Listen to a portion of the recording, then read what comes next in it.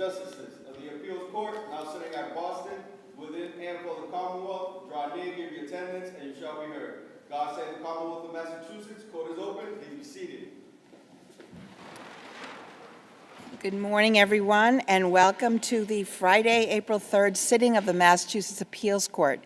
My name is Judge Marguerite Grant, and I am very lucky today to be sitting with Judge Maureen Walsh to my right and Judge Robert Brennan to my left.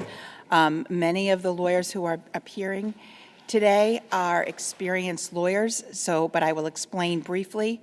At the podium, there are lights that are green for most of the time when you're speaking. They turn yellow when you have a couple minutes left, and then it turns red when your time is up. We also have a timer up here, so we'll be keeping track of your time. There is no rebuttal. We have 6 cases on the list today. The first 3 are criminal and the second 3 are civil. We will take a 15-minute break after the third case, the last criminal case. So with that, I will call the first case. Number 2024 P1472, Commonwealth versus FREDERICK PINNEY.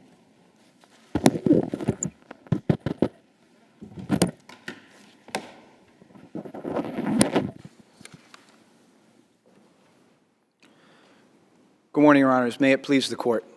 Luke Roseal, appearing for the appellant, FREDERICK PINNEY. I do want to acknowledge that my client is here attending today's oral argument. I want to focus, at least at the outset, on the Confrontation Clause error, if it please the Court, and specifically on the area where there's been a confession of error in the use of the substitute analyst in violation of Commonwealth versus Gordon. The DNA we're talking about here is DNA from the defendant, Mr. Pinney, that was discovered on a belt that the Commonwealth alleged was what the Commonwealth described as a murder weapon, and a single drop of blood on the decedent's chest that the analyst testified belonged to Mr. Pinney. And in this context, the Commonwealth finds itself in the unenviable position of having fought hard for this DNA over years, over a lengthy appellate record, a laborious effort to get the DNA, emphasizing the DNA at trial, making it front and center throughout the closing argument, and now having to take the position that, in fact, the DNA was harmless beyond a reasonable doubt. Can I ask you, is there a way that you can foresee that the evidence, DNA evidence that inculpated your client comes in without the evidence that exculpated him, or vice versa? In other words, you get what I'm saying, that the evidence that exculpated him as it were. Yes, that the Justice Brennan, the evidence that exculpated him would be admissible, even as against any Confrontation Clause objection, because the evidence of the boyfriend Chris Pogorski's DNA, Chris Pogorski doesn't have any confrontation right to keep out the analyst's testimony. But doesn't the Commonwealth have a right to cross-examine the DNA analyst? And there'd be nothing stopping the Commonwealth from calling that witness if the Commonwealth pleased, but the Commonwealth can't force the defendant's hand.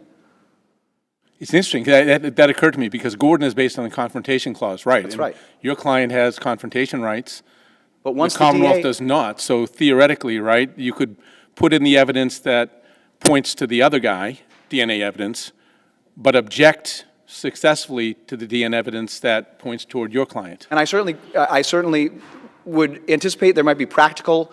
So the Commonwealth has no confrontation rights? No. The Commonwealth doesn't have confrontation rights as a defendant because there's no one charging the Commonwealth with a crime, right? So if a judge said, prosecutor, you can't cross-examine this witness, I'm not interested in your cross-examination, the prosecution would just have to put up with that? Certainly not. No. And So you're saying at a retrial, the defense could put in the evidence of Pogorski's DNA without Kira Snyder, but the Commonwealth could not put in the evidence of the defendant's DNA without Kira Snyder? as against a Confrontation Clause objection, that would be the way that the analysis plays out. I think we're not looking at that, though, particularly. We're looking at the trial as it occurred. And as it occurred, the defendant, Frederick Pinney's Confrontation Clause rights were violated. And I want to try to emphasize, please, I want to try to emphasize in this harmless error area the weakness of the evidence against Mr. Pinney, and I want to do that by highlighting the strength of the evidence against the third-party culprit, Chris Pogorski. Okay, but for a moment, change your cap for me. okay? I'll try. It's hard for all of us. But what is the evidence without the DNA on the belt or drawstring and without the drop of blood? What's the evidence against Mr. Pinney? Right, The discovery of the decedent's remains in the bedroom. okay. They point also to certain text messages that are ambiguous. But certainly the evidence against Mr. Pogorski is much stronger. You've got the DNA under the fingernails, of course. You've got the prior strangulation incidents where he'd manually Let's assume the strangled. DNA under the fingernails doesn't come in. Very well. You've still got the prior strangulation incidents with the manual strangulation in the past. It's supposed to be their 10-year anniversary. He leaves her alone at a parade to go hang out with another buddy, ends up at his mom. You've got the text message from her to him. Is it possible we could have sex tonight? Remember about the switching of the hat for a moment? So you're back to the original hat. Give me a moment and examine with me if the Commonwealth was going to argue, okay, we concede error, but yet this was harmless error because there was overwhelming evidence of guilt, right? So in sufficiency arguments, we put the rosy colored glasses on and say everything looks great. We can ignore a third-party culprit. We just look at the Commonwealth's evidence and take it in the light most favorable, right? We're in a different realm here with the harmless error standard. Commonwealth bears a burden of showing that this error was harmless beyond a reasonable doubt. And this, So tell me what I'm missing. We've got the victim found strangled in the defendant's locked bedroom, right? and it was ambiguous whether the key was accessible, so it's not as though there was evidence that only he could have been the one to lock it. But yes, you're correct, Okay. Justice Walsh. We don't have the blood of the defendant. We don't have the defendant's DNA. We have texts that at least the circumstantial evidence shows that the victim and the defendant were together at some point in time in which the medical examiner testifies of a window of potential death of the victim, correct? Yes. Okay. We have the defendant lying that the victim got mad and left. That testimony by Pogorski. Right? The Pogorski claiming the defendant lying. No statement from the defendant. No, right, but I know you don't like it, but there's It's there. evidence of that. We have the defendant coming upstairs with the knife and having wounds on him. This is all if having the knife downstairs, but some of what Your Honor is reviewing here requires crediting Pogorski's Well, testimony. We have Captain LaBelle saw wounds. We have the wounds have been identified correct. in the hospital Yes. records as well. And unlike, I'm not saying this is the only universe, like the sufficiency argument, but when the Commonwealth comes up here, as they will, and says this is harmless error beyond a reasonable doubt, there was overwhelming evidence of guilt. We have the defendant lying to the police that nobody was in the home when asked, right? That is one view of the evidence, and that would be the view of the evidence under the sufficiency argument. That's not necessarily the view of the evidence that controls for purposes of harmless error. And we have the fact that the defendant made an attempt at suicide, correct? Again, An argument to in be the made sufficiency upon arena- this- Right. That's So right. what other evidence am I missing that prevents it from being overwhelming. that either adds to the calculus of overwhelming, and then I want to hear you say why that's not overwhelming? Did we miss I any don't think there's any evidence? other evidence. I think Your Honor has done an able job reciting the evidence that even has the potential to begin inculpating Mr. Pinney. Tell me why that's not overwhelming evidence when the jury convicted your client of involuntary manslaughter. So I'll try to say maybe four things on that, if I can, Justice Welch, if I can try and keep them all in my mind. One is that when we're looking at harmless error, we have to look at the whole trial record. So we can't ignore the third-party culprit evidence. That tends to detract from the tendency of the evidence to be overwhelming as to Mr. Pinney's guilt, that there's so much evidence that inculpates Mr. Pogorski. I'd like, there's 2 points there that I would like to go over, which is the weakness of the alibi, right? He says, I'm at my mom's house. All they have to corroborate that is they've got a phone call from another immunized witness who says, well, I know he was at his mom's because I called his mom's and I could hear him snoring. Pretty weak corroboration for the alibi evidence. They've got the cell phone data, but the cell phone data puts him in Holyoke only until 11:59 p.m. plenty of time to get to the house within that window of time when the victim was killed. And then at 5 in the morning, so you're saying, but, right, is there also cell phone data about 5, where I missed that? No, the last call that Last puts him one in is Holyoke midnight. is 11:59 p.m., right? There's calls. Okay. There's calls 6:51 p.m. to 11:56 p.m. All of those go to one tower about a half mile west of the mother's house. Okay. Then 11:59 p.m., there's one call, finally goes to a different tower. Several hours it's been going to one tower, goes to a different tower. This tower is still in Holyoke, a mile and a quarter west of the mother's house. So the suggestion there in the cell phone evidence is he may have likely left the mother's house by 11:59, started heading back towards Springfield at that time. No other location data until 11:23 a.m. the next morning when it pings in Springfield. You've got the motive with the history of strangulation that takes away from it. So that's one thing, is the third-party culprit evidence tends to detract from the tendency of the evidence to be overwhelming here. I would also point to the Jacques case that the Commonwealth relies on. Jacques teaches us that when there's a conviction for a lesser included offense, that tends to decrease from the argument, to detract from the argument that the evidence was overwhelming. Right, and in Jacques, the error only regarded one of the two alleged victims, and yet all of the offenses were vacated and sent back down for a new trial. So Jacques strongly favors the defendant's position with respect to the harmless error analysis. The other cases I would bring up that the Commonwealth relies on, where error was harmless, the evidence was far greater than what we have here. The Guy case, you have the victim's decomposing body in the trunk of the defendant's car where he's driving alone. The defendant's clothing stained with blood and smelling of putrefaction. Nothing like that here. The bloody clothing in the apartment and fingerprint evidence linking him to a gun that was demonstrated to have been the murder weapon. No third-party culprit evidence at play there. They rely on the Davis case where there was an eyewitness to the crime. So that's going to provide more overwhelming evidence when there's no witnesses to this whatsoever. And the last thing that I'd want to say on why it's not overwhelming, we have to make resort back to the Chapman standard, right? What does Chapman teach us? Quote, plainly relevant evidence which possibly influenced the jury adversely to a litigant cannot be harmless.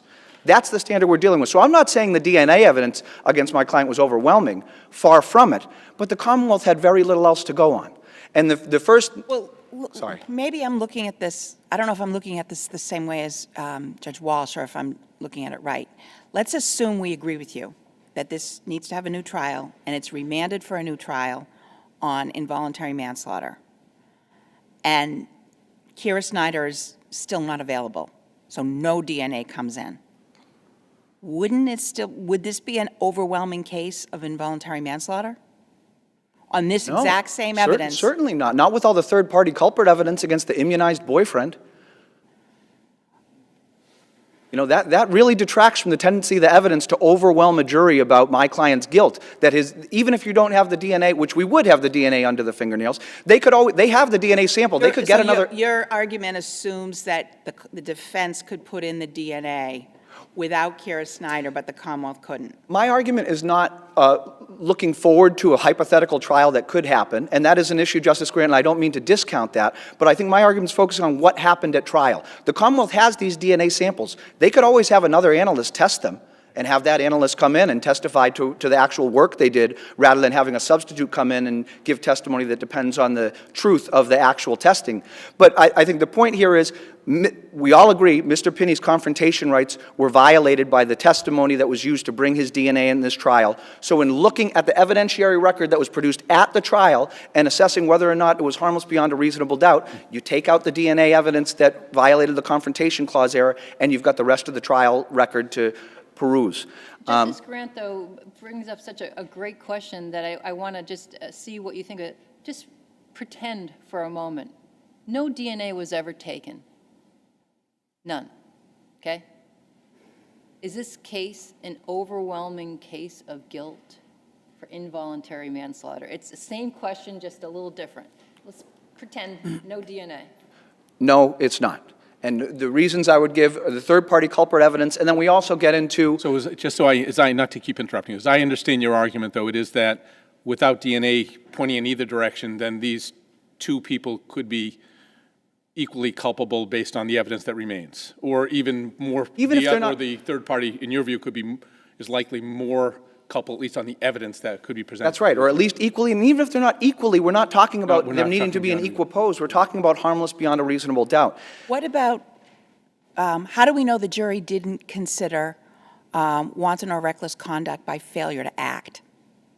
We don't. We can't know exactly what the jury considered. Why What we know is wouldn't that it be an overwhelming case that the victim's naked body is lying on the floor of the defendant's locked bedroom, and when Podgorski comes and looks for her, the defendant lies and says she's left.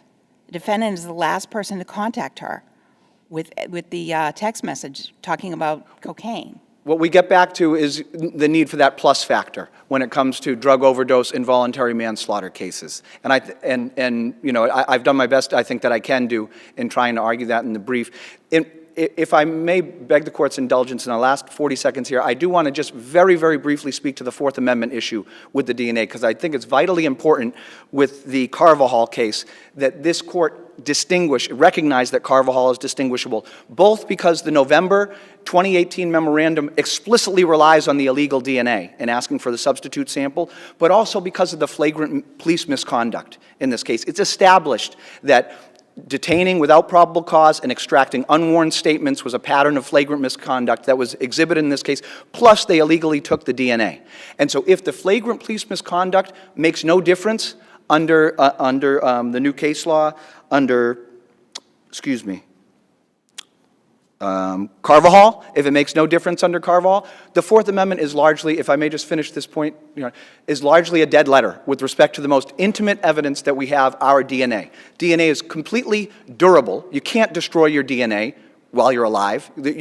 And if flagrant police misconduct, all you need to do is cross off the marker, use a marker to cross off the illegal evidence, and now we wash our hands of it, and it never happened and it makes no difference. Carvajal can't be read that way, and I would urge the Court not to read Carvajal that way. One question on the harmless beyond a reasonable doubt. It sounds as though your argument that this was not harmless beyond a reasonable doubt rests heavily on your perception of Podgorski's credibility. Can we decide Podgorski's credibility without there having been a motion for a new trial?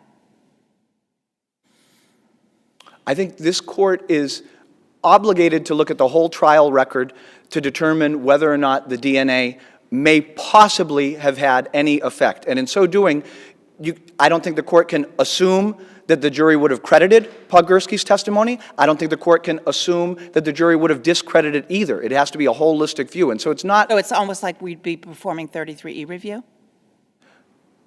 I can see the analogy, but I think I would just go back to Chapman. When there's an error and the Commonwealth wants to prove it's harmless beyond a reasonable doubt, you have to look at the whole trial record and assess it holistically. And that's what we're asking to have done here. Do you have more questions? Thank you. Thank you. Otherwise, rest of my brief.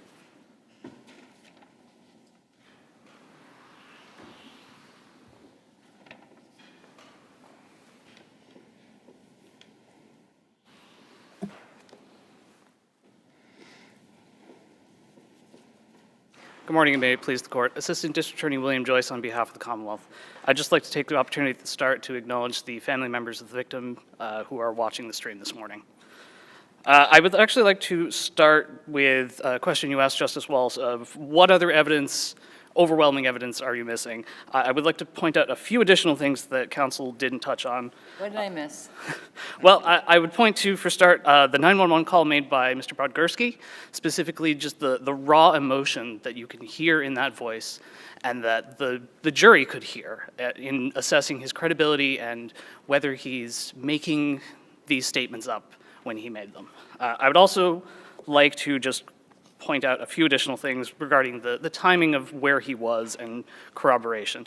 Yes, his CSLI for the night before ends at around 1 a.m., but there are other evidence to support where he was. He testified that he was at the waterfront until about 2 a.m., and then he went to Mr. Ford's house, and Podgorski said he was there for about 30 minutes to an hour.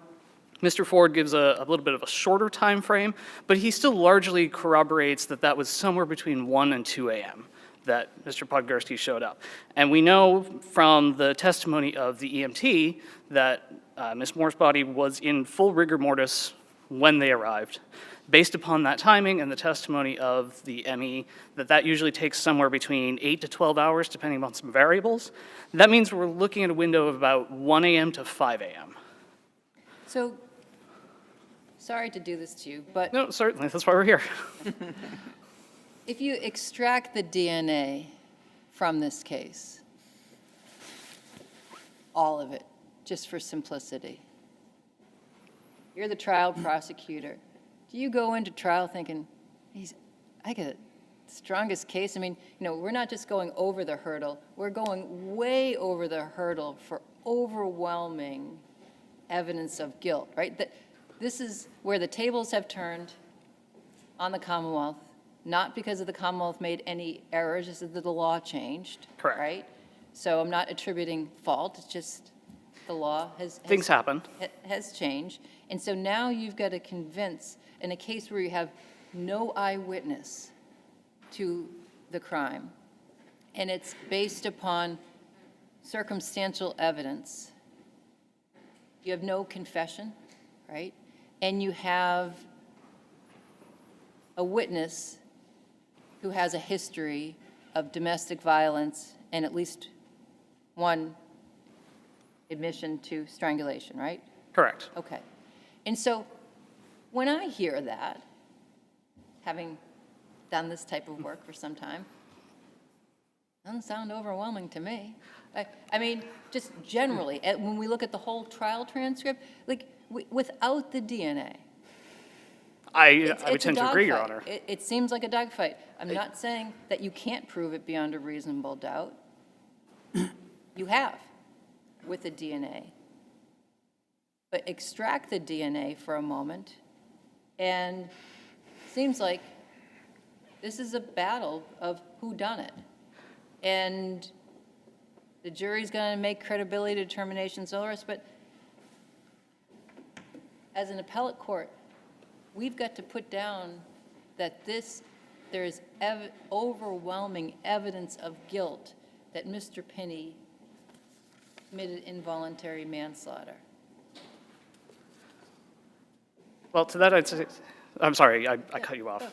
To that I'd say that even without any of the DNA evidence, this is still a very good case for the Commonwealth, and I would say even go so far as to say it's overwhelming. The DNA, obviously it helps, we like the DNA, but it's not a definitive proof of any of the elements here. We can't say for certain, yes, one of these objects was the ligature that was used, or anything like that. The DNA adds to that, it creates an inference, but you remove it and all of the other evidence is the same, and it's still an overwhelming mountain of evidence. Excuse me, do you agree with Attorney Roseal that our frame of analysis is not looking to see what would this case look like if it were retried? It's looking back to see how was it tried, what was the evidence, and then based on that, taking away the DNA. My understanding of the analysis is not so much taking away the DNA, but looking at its impact. I would agree it is kind of a totality of the circumstances type analysis. When you say you don't agree it's taking away the DNA, The analysis isn't just, okay, we remove the DNA and look at what's left. Why you not? still have to factor it in some amount. That's my understanding of the analysis. So let's just explain to me why. If you concede that the DNA evidence, at least as it was presented in this trial, was presented improperly and should not have been before the jury, then how can we frame it any other way than what was the quantum of evidence without the DNA? Well, I think it's less so much the quantum of evidence without the DNA, but the quantum of evidence other than the DNA. Was this a central issue of the case? Did it form, the courts have referred to it as a tainted core of the case? Or is there a whole bunch of other corroborating evidence or even more important evidence that just overwhelmed any potential prejudice caused by the admission of this DNA? How do we separate that out? How do we separate the notion that a jury who hears that the defendant's DNA was on a ligature that the Commonwealth's expert seems to opine is the most likely vehicle for the cause of death? Well, I think the opinion that, this particular belt or these cords might match the profile of the marks, that is certainly admissible regardless of whether or not the DNA is there. The DNA, I'm sure, gives a little bit more credence to that opinion, but as the Commonwealth pointed out, there were also some things that the defense pointed out that maybe the jury could have credited the ME a little bit less on.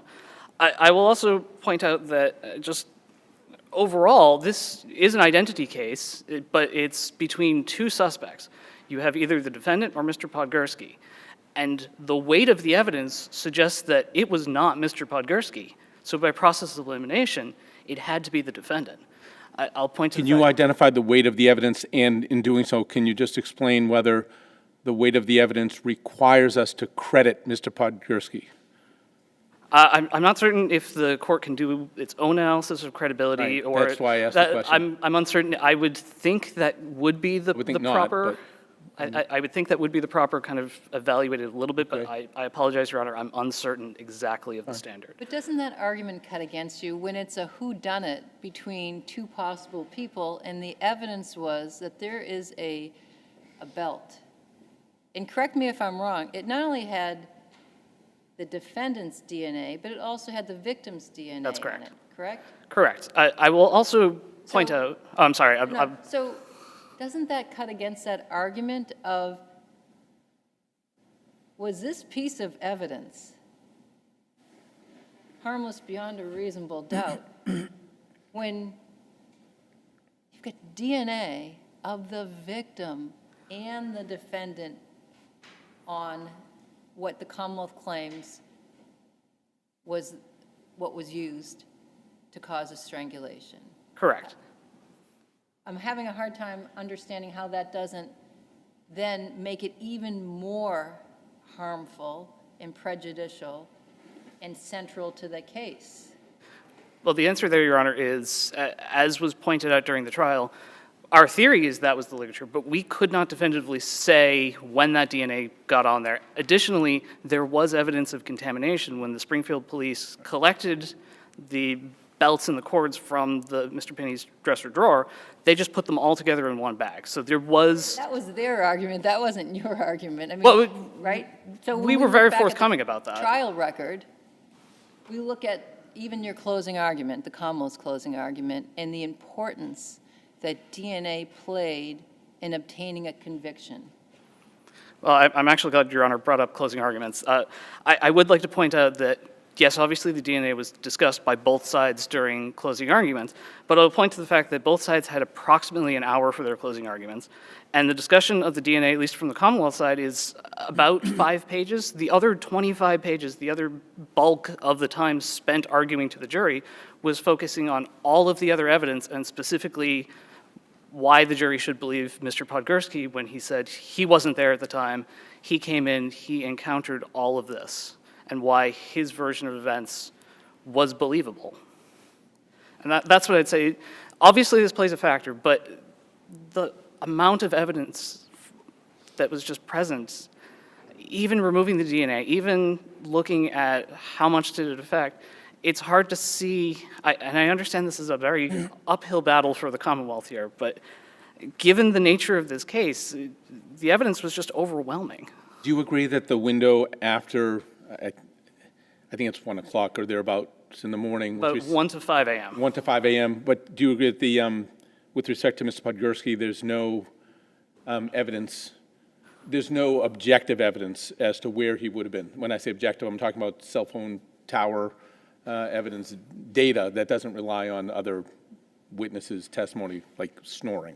That would be true. I don't Again, mean I to would, sound derisive when I say snoring. It could the other evidence after 11 a.m. is basically Or 11. phone calls or being at the waterfront or being at Mr. Ford's house. And Mr. Ford did testify, the Commonwealth would argue very credibly. Sure.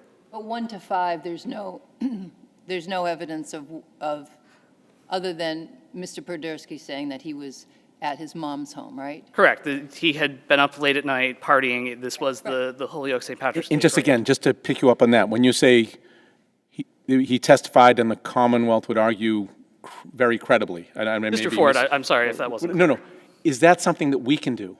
Because I'm not sure that it is. I'm not sure that we're permitted to say one way or the other. whether his testimony was credible unless there's something against which to compare it. And we could say, okay, it's corroborated by this or it's impeached by that. Again, I see your point, Your Honor, and I don't have a clear answer for you. I'm happy to look into it more and submit something to the court if you'd like, but I apologize that I don't have a clear answer.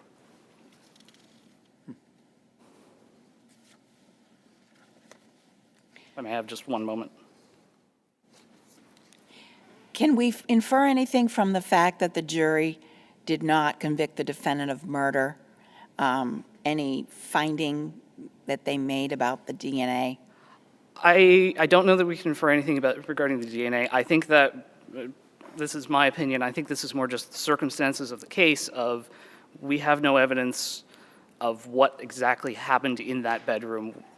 This is why we can't say definitively this was the ligature that was used, that the defendant definitively strangled. These are all just the Commonwealth's theories, so it is in some ways a little bit of a big black box of what happened during that time. And I think that might have been what the jury picked up on, and that's why they didn't convict him of first degree or even second degree and went more manslaughter. I suppose our analysis might be cleaner if there was say, a strangulation indictment that had a not guilty. Correct. Unfortunately, the strangulation statute didn't come into effect, I think it was about a month after this case, so it still fell under assault and battery at the time. And that was some of the confusion about the instruction regarding involuntary, of whether it was applicable. Do you want to take a moment or two to address the buccal swab and the Fourth Amendment issue there? Certainly. I think we are fortunate that the Carvajal case has come out and addressed this issue, and from the Commonwealth's point of view, largely adopted many of the arguments that we have been making throughout this case. I will point again to Justice Lowy's denial of the defendant's Rule 15 application, where he basically framed it as these are two separate circumstances. The original swab that this court suppressed in 2020, that is one universe. When that was suppressed, that universe closed. The Commonwealth then obtained a second swab, which opened a new suppression issue, we'll say. Is your point in a nutshell that given all the physical evidence that was floating around the house, they were going to get DNA from anybody who had contact with the house? Is that correct? How I'm reading it? And it's also, again, this is So that's the inevitable discovery part of it. That's some of it. It's Okay. It's just, at this point, we were at the Trigona standard, which is basically whether it would be indicative of the defendant's guilt or innocence. And the fact that this is a circumstance where there are only two suspects, the defendant is found inside the house, there is all of this biological evidence, and we did have some results at that point. It's really hard to see how getting a swab from the defendant wouldn't have been probative of his guilt or innocence. And that's, I think, what Carvajal's point is. We're analyzing this from a new perspective, almost. We've suppressed the first one. Those results are out. Everything about them is out. Do we need to get? Can we have? Or do we have the probable cause to get a new swab, essentially? Unless this court has any further questions, I did just have one final point I didn't want to forget. If this court does remand for a new trial, I would ask the court to please decide the ancillary issues that the defendant raises, as those may have a chance of reoccurring at retrial. Other than that, the Commonwealth would rest on its brief. Thank you. Thank you very much, both of you. Very well argued on both sides. An interesting case.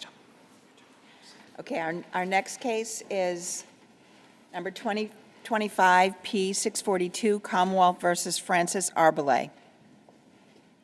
Don't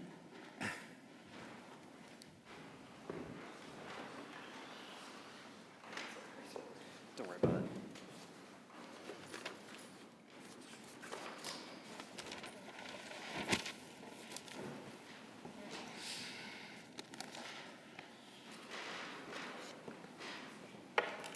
Morning.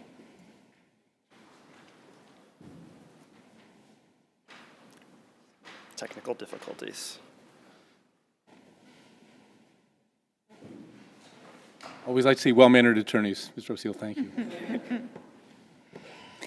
Been there, done that. Good morning. Good morning, Your Honors. May it please the Court. Kevin DeMello on behalf of the defendant appellant, Mr. Francis Arbolay. In this case, Your Honors, we're arguing that as a matter of basic fairness, Mr. ARBOLAY should have been credited the full amount of the sentencing credit that he requested on the violation of probation sentence, an amount of 455 days. The first issue I'd like to address is the standard of review. It's our position that the standard of review here should be error of law.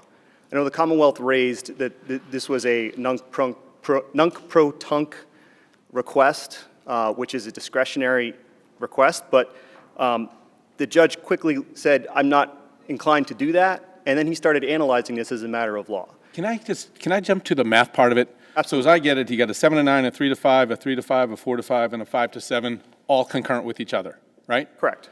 On one group of those, he got 137 days. That's the probation violation.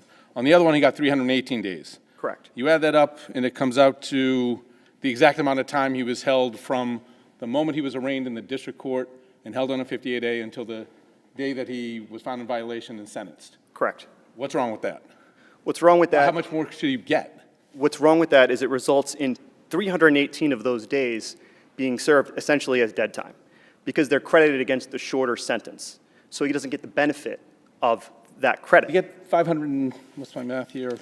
455 days. 455. He gets a total of 455 days of Yes. credit, but it's sort of an illusory credit because he's getting credit on the shorter sentence. So he's not getting the benefit of that. He spends almost 10 months in jail that he's getting no credit for because he's got to be in jail anyway.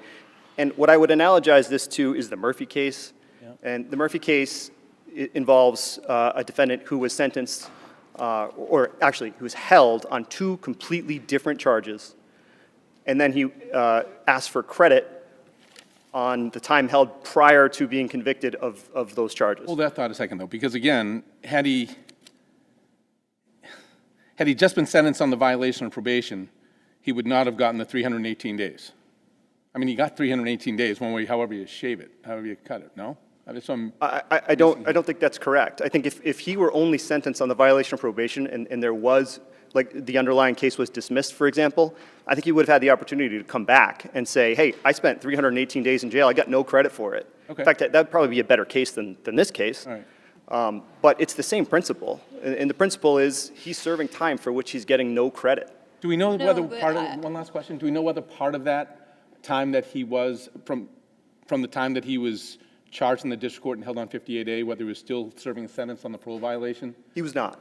He was due to be released in December of 2022. That's in the... I was looking for that and just missed it. Yeah, no, I looked for that as well in preparing for this, but I believe I have a reference for the court. Great. Yeah, he's due to be released, and that's in the January 19th, 2024 transcript at page 3.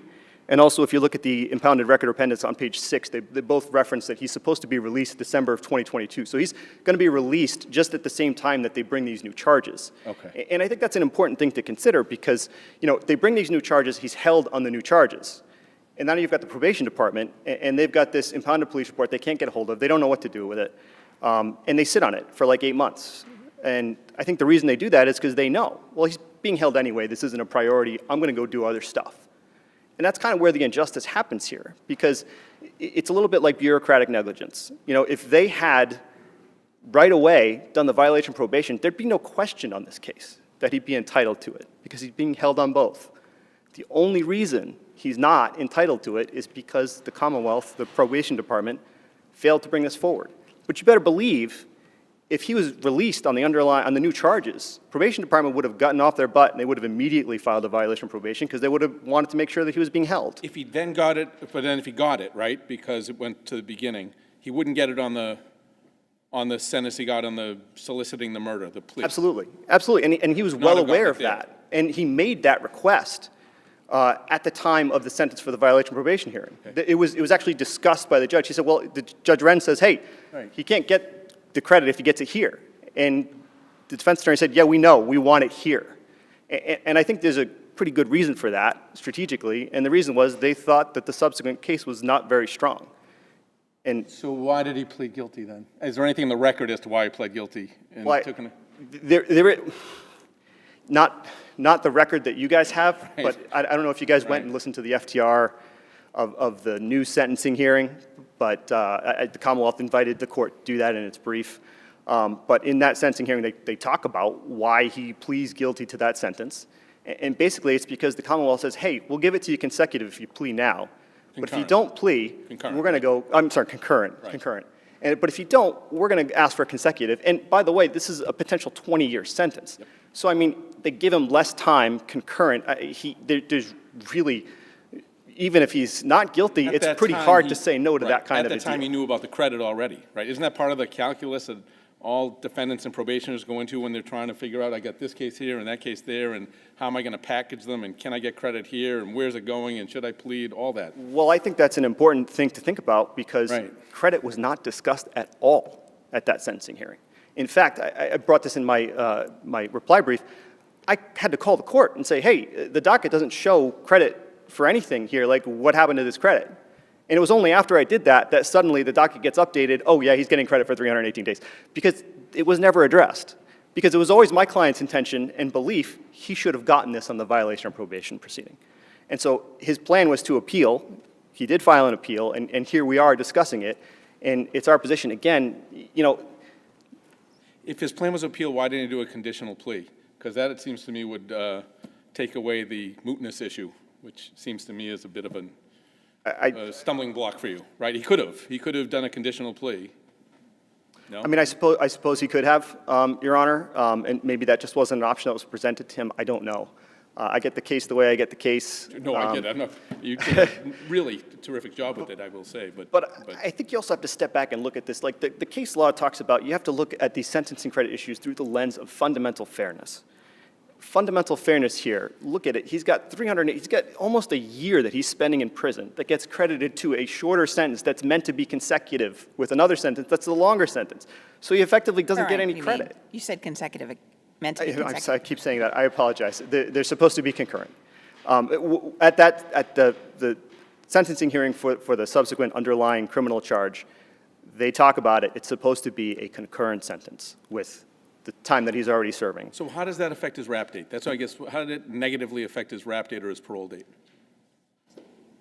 The fact that he took it on one and the other. It seems to me it doesn't at all, because if he's... Well, because he's got 318 days of credit that could be applied to the violation of probation sentence, the longer sentence, which means he'd be out sooner. He'd be out almost a year sooner.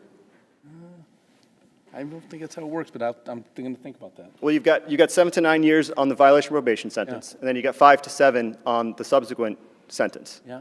So that's potentially 2 years less when he's up for probation, and he get, you know, another 318 days. But they don't operate equally. I mean, I guess that's, first of all, I have to say that I think you made a terrific argument, and it's causing some pause. Thank you, Your Honor. And so it's not to detract from that, but it's to kind of these probation and parole are very different, right? And so if we were to consider, and while I agree that a judge perhaps in his or her discretion could nunc-pro-tunc and give credit further back, and if on review we would not consider that an abuse of discretion because there was an overwhelming kind of reason for that, you're asking us as a matter of law to do something which I don't think logically makes sense to me. And here's the problem. Parole is a functional equivalent day by day out in the community. So you're arguing that this 318 days didn't count for anything. It did. Counted on the parole side of the house. Instead of spending every day on the inside of MCI, fill in the blank, your client spent it outside. But probation doesn't work the same way because probation doesn't give the chipping away of the credit that way until a violation is lodged, until a person is held on that. And so they're two very different kind of vehicles. Sometimes they come together, sometimes they spread apart. And the reason why they do is because of the difference between serving your sentence inside or out versus probation, lodging, a violation, and this time that was never accounted for. I understand your overall fundamental fairness. I think, you make a good point, but that's where the trial judge sits and makes a discretionary decision. But as a matter of law, I don't see how your argument, we would have to say as a matter of law, the judge improperly failed to give him credit. And I don't see how they did. So I guess one thing I would take up is the question of parole. I mean, I think I just want to be clear on the facts of this. Parole doesn't really factor into this from the perspective of he's not on parole at the time that he violates his probation. He's set to be released. He's incarcerated. So what we're really talking about is the calculation of when can parole start after his time spent in prison, right? And so, But if you look at the lens of when did probation move on this? And you had a number of reasons, could be valid of what, but they didn't. right, they didn't. You want credit for that time that they didn't move on it. Well, what we want credit for is the time from the actual conduct that they're pointing to. But they didn't move on it. And so while parole did, But and how they is- brought him back, right? Probation didn't. Just Walsh, I think that was the time that he was held on a 58A and then on bail, not on parole. Am I wrong on that one? I just want to clarify it for myself. The time from, He is held in Yeah. prison but when they charge him. So right, from the time they charge him, he goes in, he's They held issue on a a warrant. 58A, then he's indicted, then he's held on another 58A in Superior. Right. Then it goes to a 50,000 cash bail. It's all that Correct, time that. correct. That's problematic from your perspective, right? I'm not sure why. That's what I'm asking you. You're saying that's a problem that Yeah, somehow it's a we give problem credit because for. he's being held, because he allegedly commits this crime. Right, They hold him, he spends all that time in jail. yes. And he's basically getting no credit for it Different because. process. Or On a let's different accept process, all right. but Can the I same actually move on? underlying 'Cause Can I conduct. actually move on to because I want to hear what you have to say about the mootness argument as it relates to the two parts of the probation violation proceeding, the fine and violation and the disposition, and So- why it isn't on the probation violation, which it seems to me would So make as, it a moot point. as if you far as the please. notice argument, I don't think the mootness argument applies, because if he didn't have notice that he's on probation, Put aside notice. Let's Okay. say, I'm assuming for the moment that the judge overstepped his role by, when probation really couldn't prove the violation, saying, well, when we kick it out for a few days and go get that report so I can read it. Okay, because I think that's your perspective. right, yep. Right. So assume for the moment that I agree with you there. Why doesn't your client pleading guilty a month later moot that? Because he's basically just said all the evidentiary and all the proofs deficiencies that existed no longer exist because I just admitted under oath that I did it. And that's what seems to me the case says. Right, so as far as the whether or not he committed a violation, I think that's Yeah. correct. I think the only thing that we can argue under the case law is disposition. Right. And so in this particular case, really the only place that comes into play is whether or not he could be reprobated.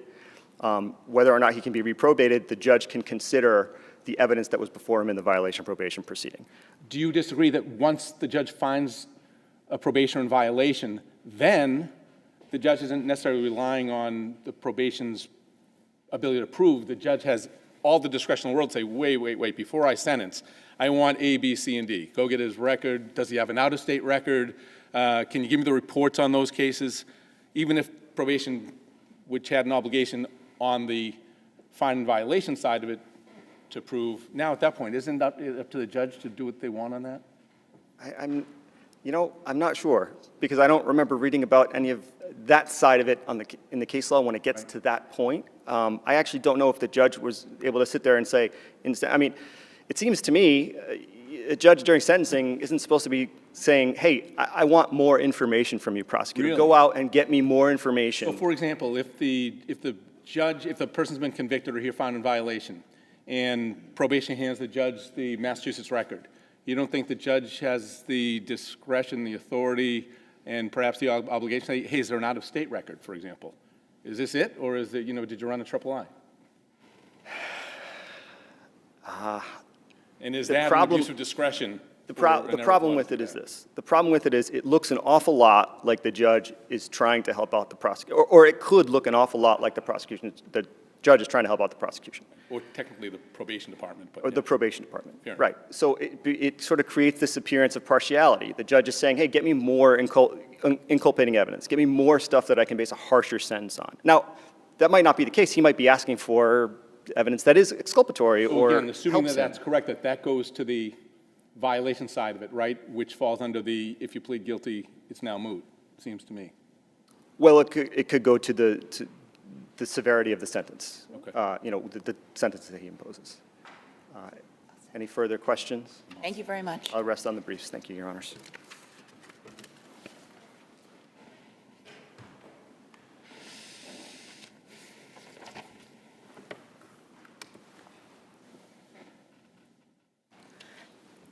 Good morning. May it please the court, Rose Ellen Elcoury for the Commonwealth, Could you pull the microphone a little closer? and I pull it out of the podium. All right. Good morning. May it please the court, Rose Ellen Elcoury for the Commonwealth. The defendant in this case essentially objects to having had his probation violation hearing held before a conscientious and thorough judge. However, the Commonwealth would contend, first, that the defendant's challenges to the hearing judge's determination that he violated his probation are moot, as the defendant did ultimately plead guilty to the criminal charges out of Plymouth that formed the basis of the violation of probation. Second, even if the defendant could appropriately challenge that violation of probation finding, the judge acted within his discretion to continue the hearing so that probation could obtain a copy of the sealed police report. Even where probation didn't ask for that?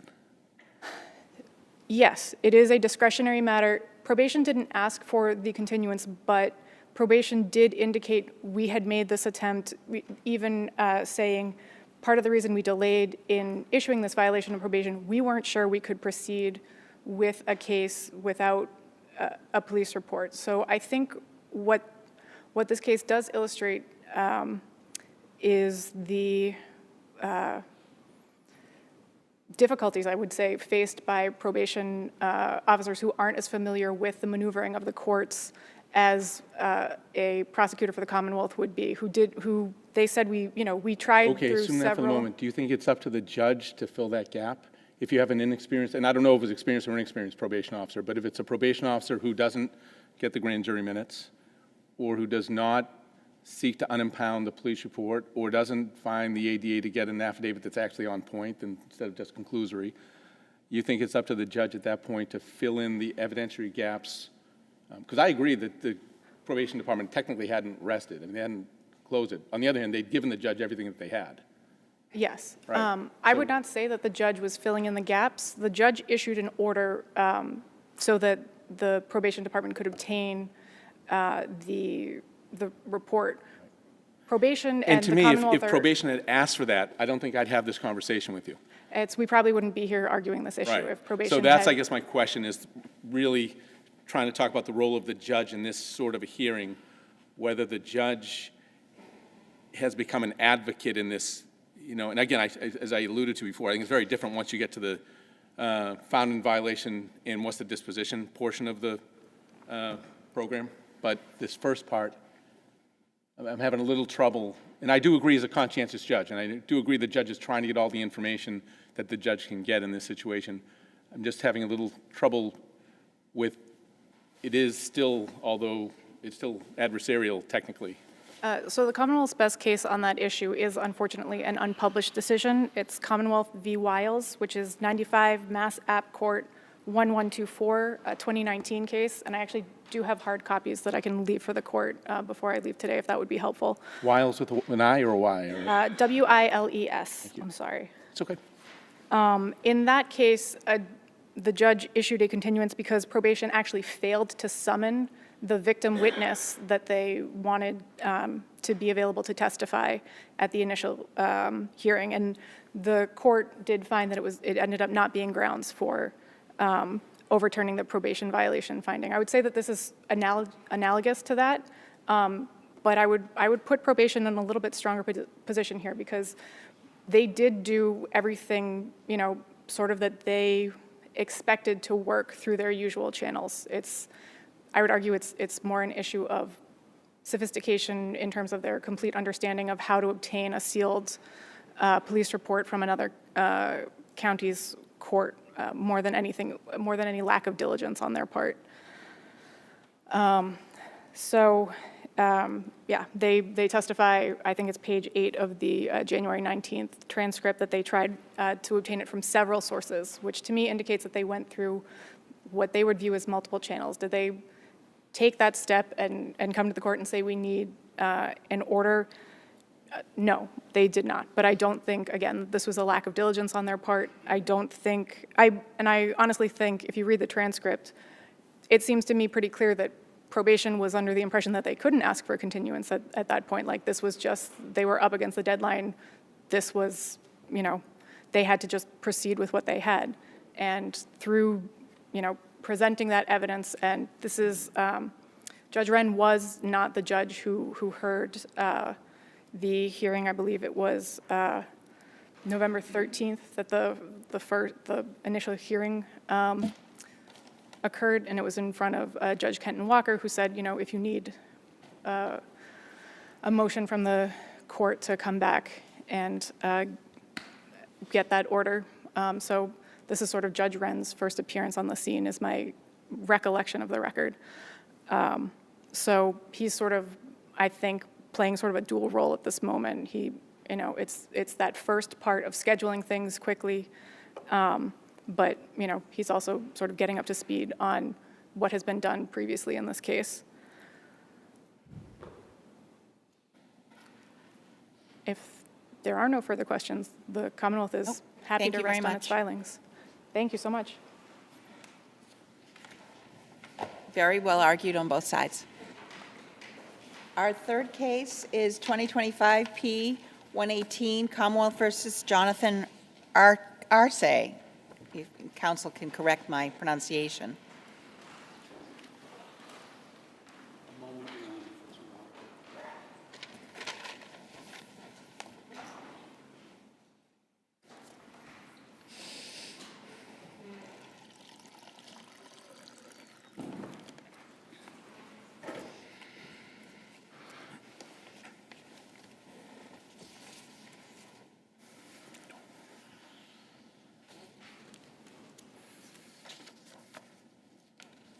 Good morning.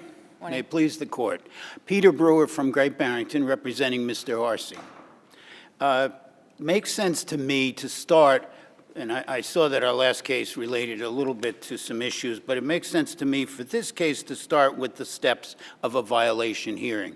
And as your honors have seen from the facts as they're relayed, I think pretty equally in both briefs, there was a stipulation to a violation.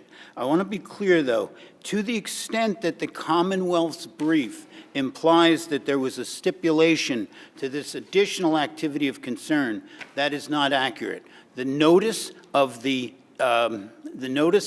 violation and the hearing, the facts that were presented on paper and at the hearing itself for stipulation were that the defendant had used some substances, that he had been relieved or thrown out of the Tewksbury program, and that he had been unavailable to the probation department. Can I ask you a question on that? So on the discharge from TSS, right?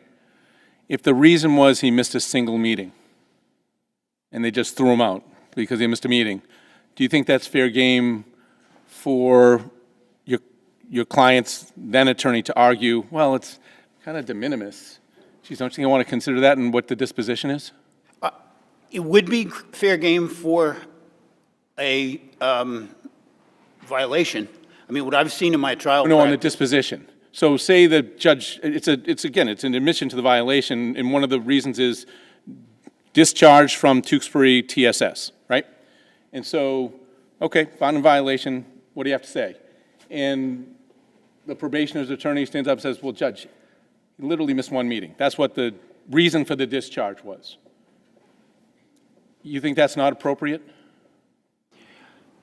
In terms of how, whether, am I going to revoke this person's probation, or am I going to reprobate him, or add a condition, or just say, hey, you know, come on, buddy, do a better job of getting into the meetings? Well, it would be appropriate for a violation. I would argue, obviously, on his behalf at the district court level that it was de minimis. I'm not sure if I'm answering your question On the here. dispositional side of it, is what I'm In asking. sentencing, could the Right. judge consider it in I sentencing? think it would be extreme, I mean, frankly.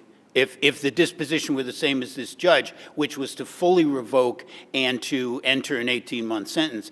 And, of course, the disposition part of a violation hearing kind of splits two ways, too, which I want to discuss. But is that your honest question? I guess so. I guess my question is, yeah, I think, is don't you think that on the dispositional part of the hearing, the judge is entitled to know about the texture of the non-criminal violation?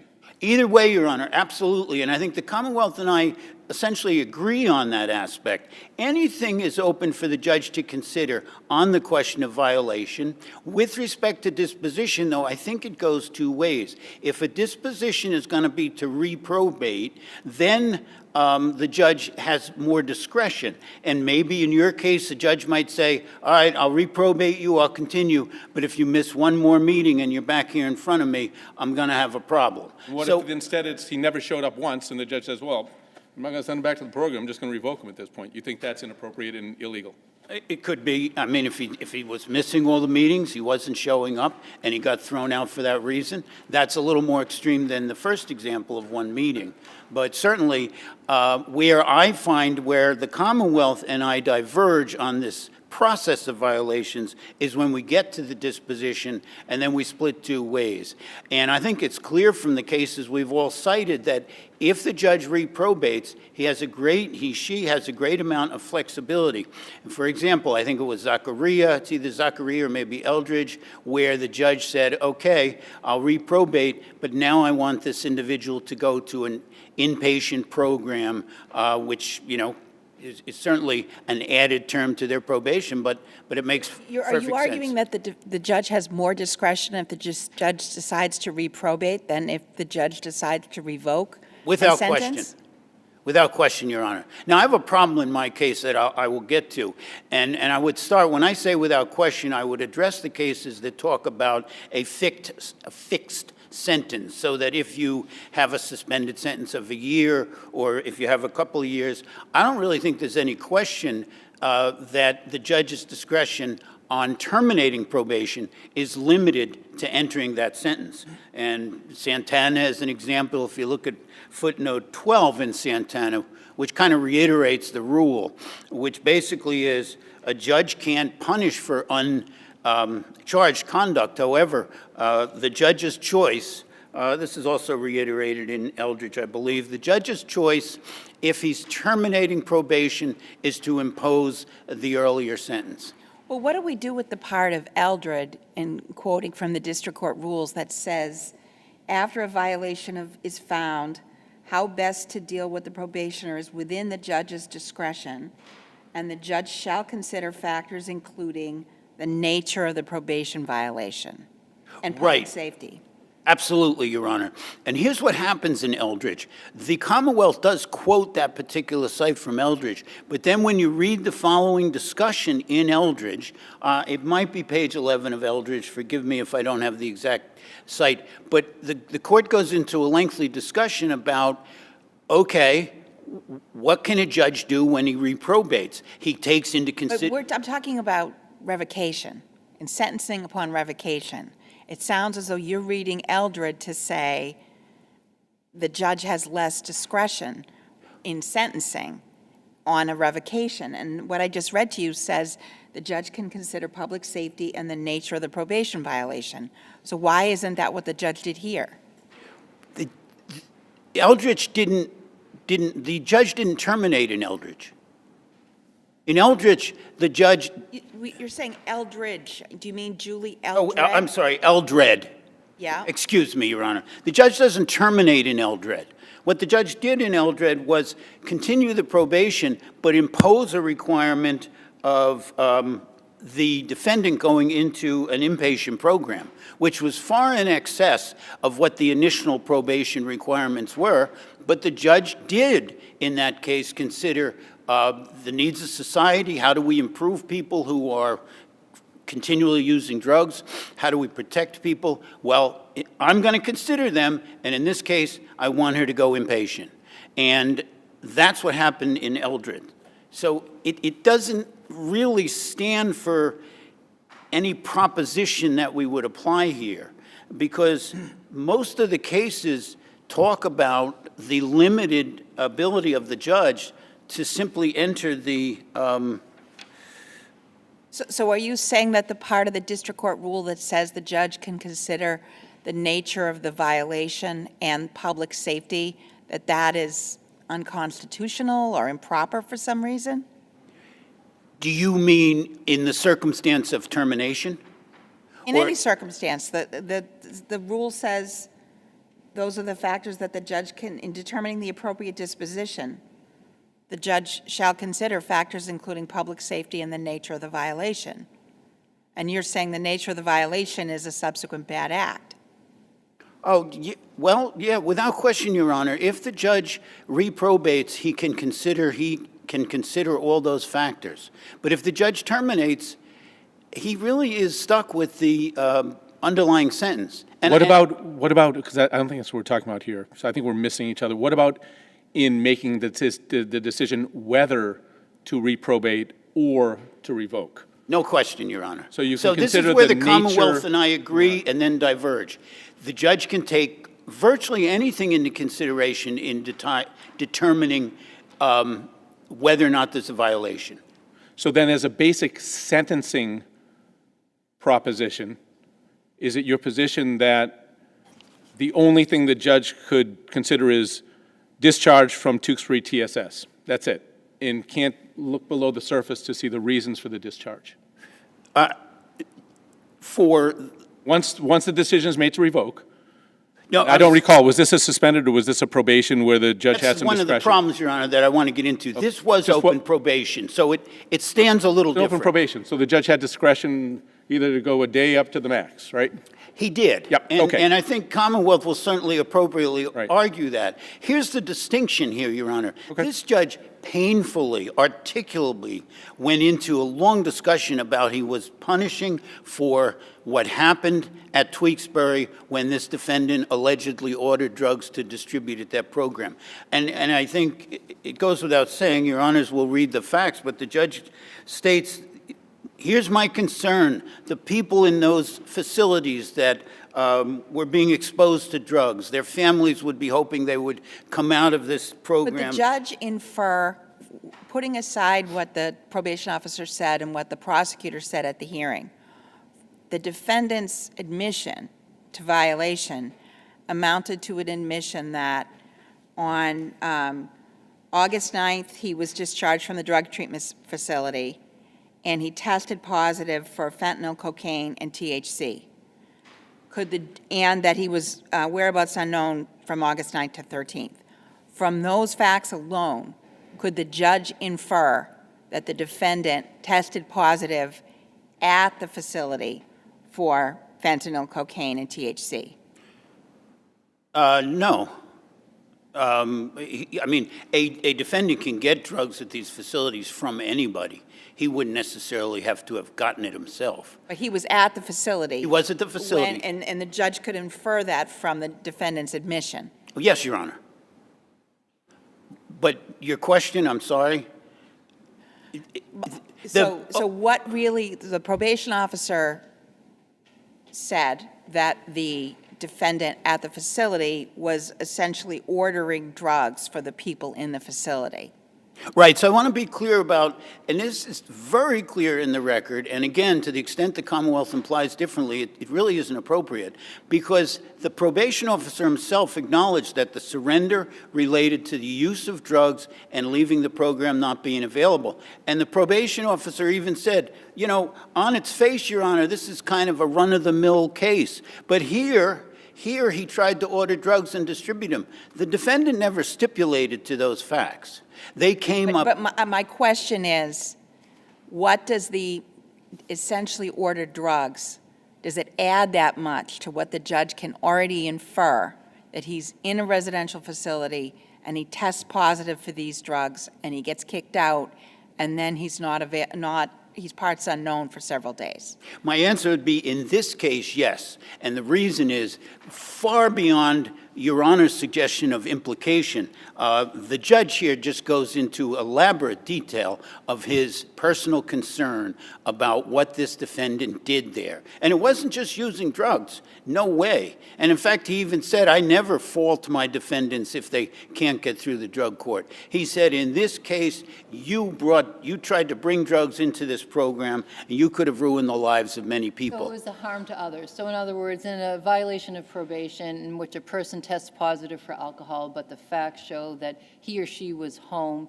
and drinking alcohol, and the judge decides to impose a sentence, right?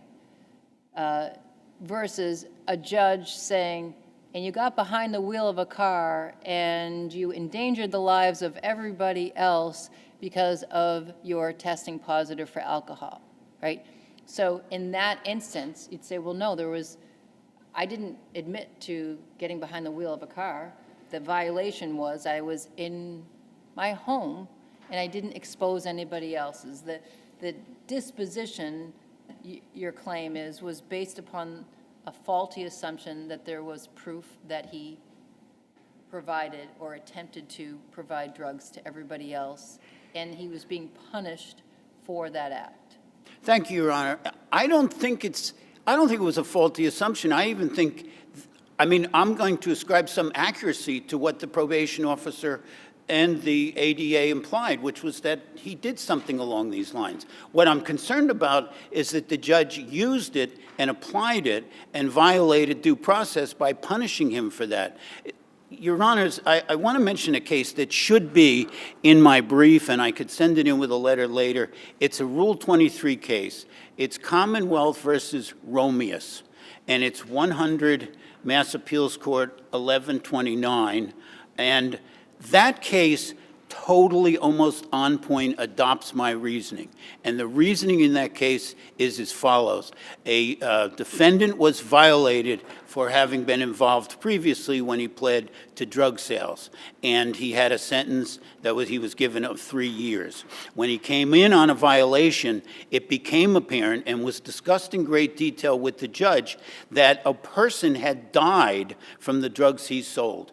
And the judge went into great detail at the disposition, almost parallel to mine.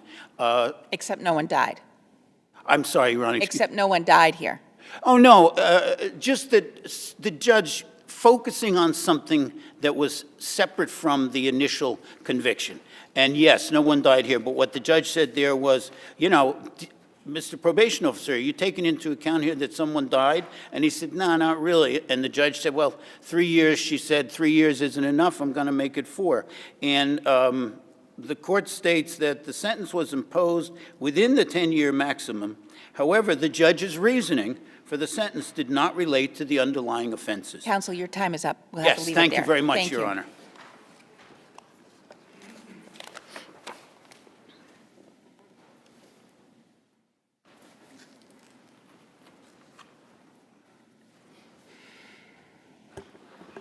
Good morning, Your Honors. May it please the Court, Assistant District Attorney Mallory Skrull of Middlesex on behalf of the Commonwealth. I'd like to start with just a very brief... Speak up. Yes, Everyone in yes, the of courtroom course. needs to hear you. I'd like to start very briefly just with a correction. I do believe on page 3 of the record appendix that the defendant did not test positive for drug use. He did admit to that drug use, as is reflected on the probation violation notice. So just for what that is worth, I believe he admitted use. I don't think that's very clear on page 4 of the record appendix, where that word admitted is kind of blocked off. But on the amended notice, it does say that he had admitted to that use. It's not clear to me whether he admitted Oh, so that where it says made that AD? admission on the 14th, or whether he had used the drugs on the 14th and then later made the admission, but it was admitted use and not a positive test. Same result, but worth a note for the record. So to begin with, the Commonwealth would strongly disagree with the defendant's assertion that the judge in the dispositional phase of a probation violation hearing has a different amount of discretion based on the disposition that the judge is inclined to order.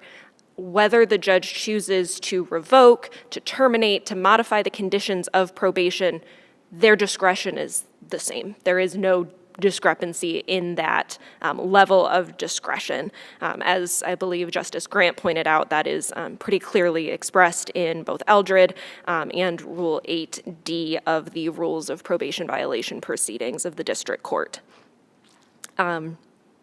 Here, the defendant was on full notice of those 3 expressed violations to which he stipulated at this hearing. The defendant was also on notice of the facts underlying the stipulated violation.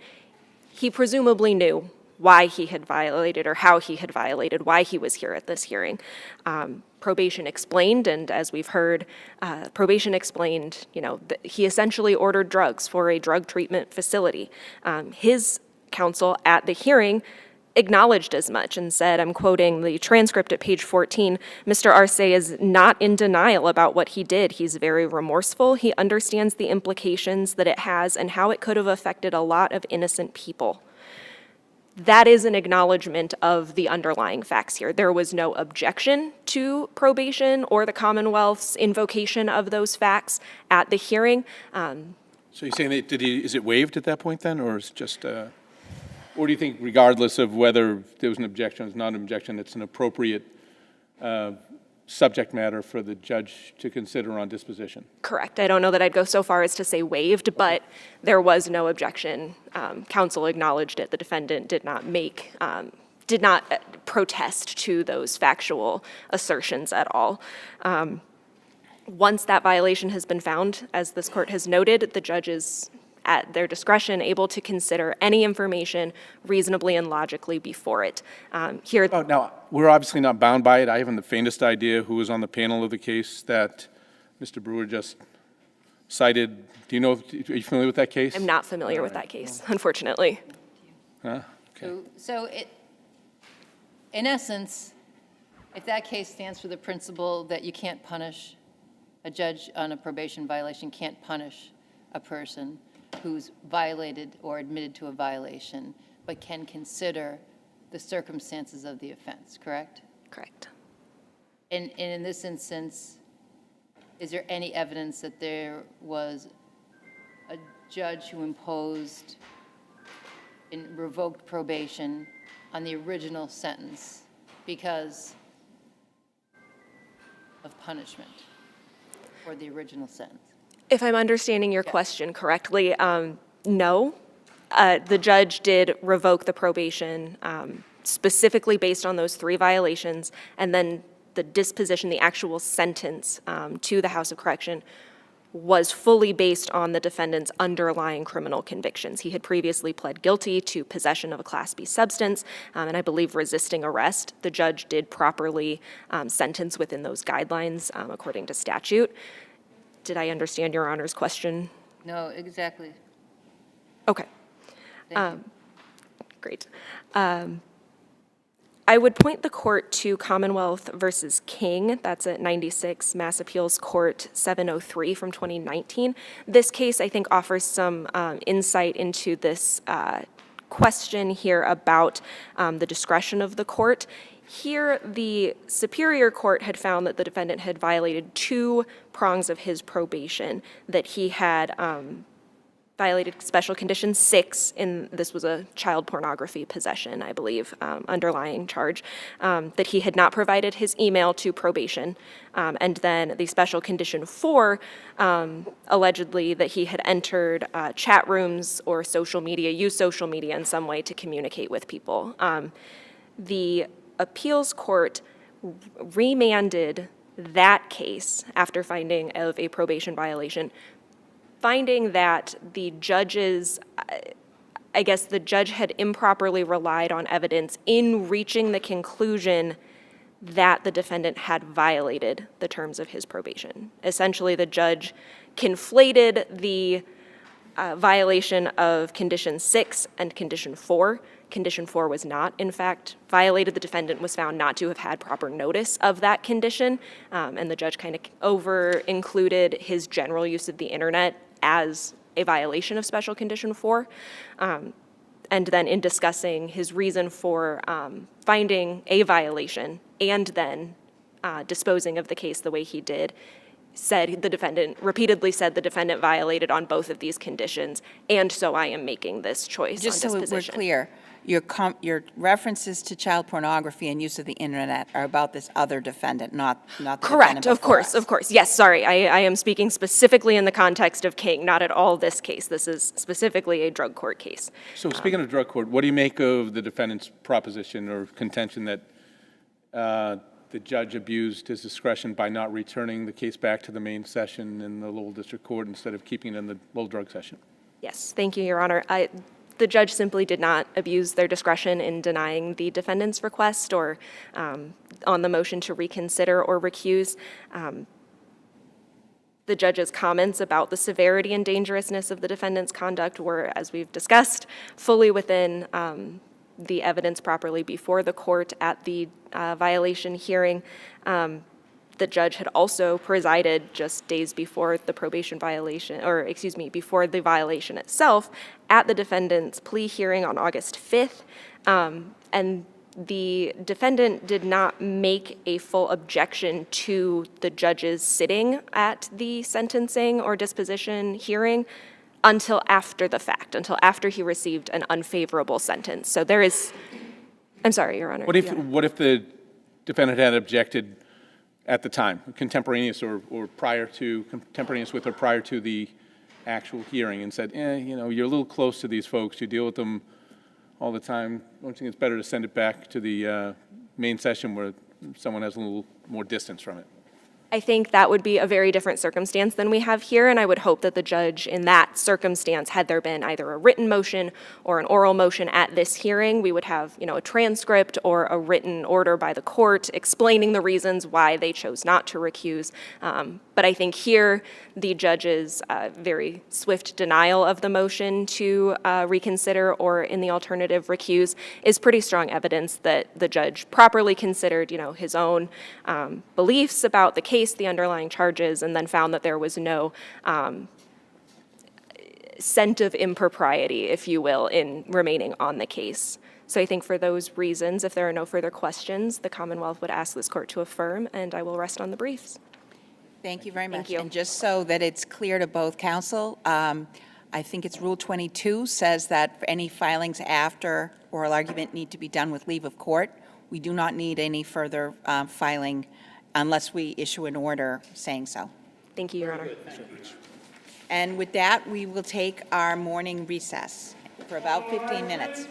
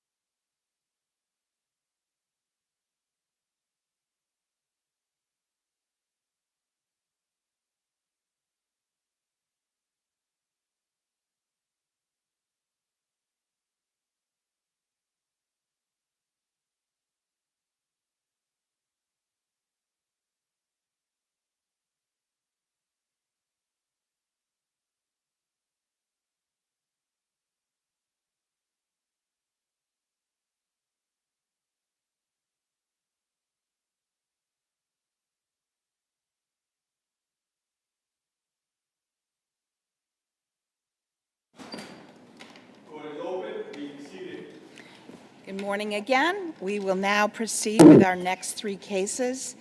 Each of these cases involves either impounded material or children or both. So I know that we have some very experienced counsel here, but I would remind you to not refer to any children or any impounded persons by name. You can say the child or the doe in the case of the first case, but I just remind you all of that. So with that, I will call the next case, 2025 P368, John Doe number 22460 versus Sex Offender Registry Board. Good morning. Good morning, Your Honors. My name is Edward Gauthier. I'm appearing today and arguing on behalf of John Doe. May it please the Court. The issues we've raised today, we have raised them on the ineffective assistance of counsel standard because, as a civil case, any issues not raised in the Superior Court are waived, and as such, any issues that an attorney can raise in the appeals court are either the issues raised in Superior Court or they're waived, or we can raise them under the ineffective assistance of counsel standard. I'm just saying that because I don't want this court to think that I'm besmirching or denigrating the work that counsel did in this case. It is simply a procedural way to get the issues before the court. The issues we're raising essentially deal with the board's application of risk factors, particular factor 10, contact with the criminal justice system. The board regulation directs the hearing examiner. Can you raise your voice just a little bit? I'm having a hard time hearing. The relevant regulation, Factor 10, directs the hearing examiner to consider the number and type of criminal charges, dispositions, when the charges were committed, abuse prevention orders, and it directs the hearing examiner to consider ongoing criminal behavior weighing heavily in the application of this factor. And in the hearings examiner's decision, it's unclear how or why this factor was considered the way it was, especially juxtaposing the consideration of Factor 12, behavior while incarcerated or civilly committed, where we have more recent and more detailed allegations of conduct while incarcerated. So my reading So can I interrupt for a moment? Yes, Your Honor. Why isn't it enough that your client spent from somewhere around 1990s to somewhere around 2012 incarcerated as Factor 10 material? So the sex offense is considered as part of many of the factors in terms of the conduct of the offense. So Factor 7, Factor 8, Factor 18. So you look at the facts of that offense. Yes, anybody who comes before the Sex Offender Registry Board has a criminal record simply by virtue of the fact that a jurisdictional requirement is that they've committed a sex offense. It would be impractical for the board to say this person gets full weight for Factor 10, which is contact with the criminal justice system, simply based on the sex offense that they've committed. No, not simply based, but I guess my point being is that if somebody was given probation versus someone who spent 25 years incarcerated, can't the hearing examiner consider what weight to give each one of those, and isn't that fair game?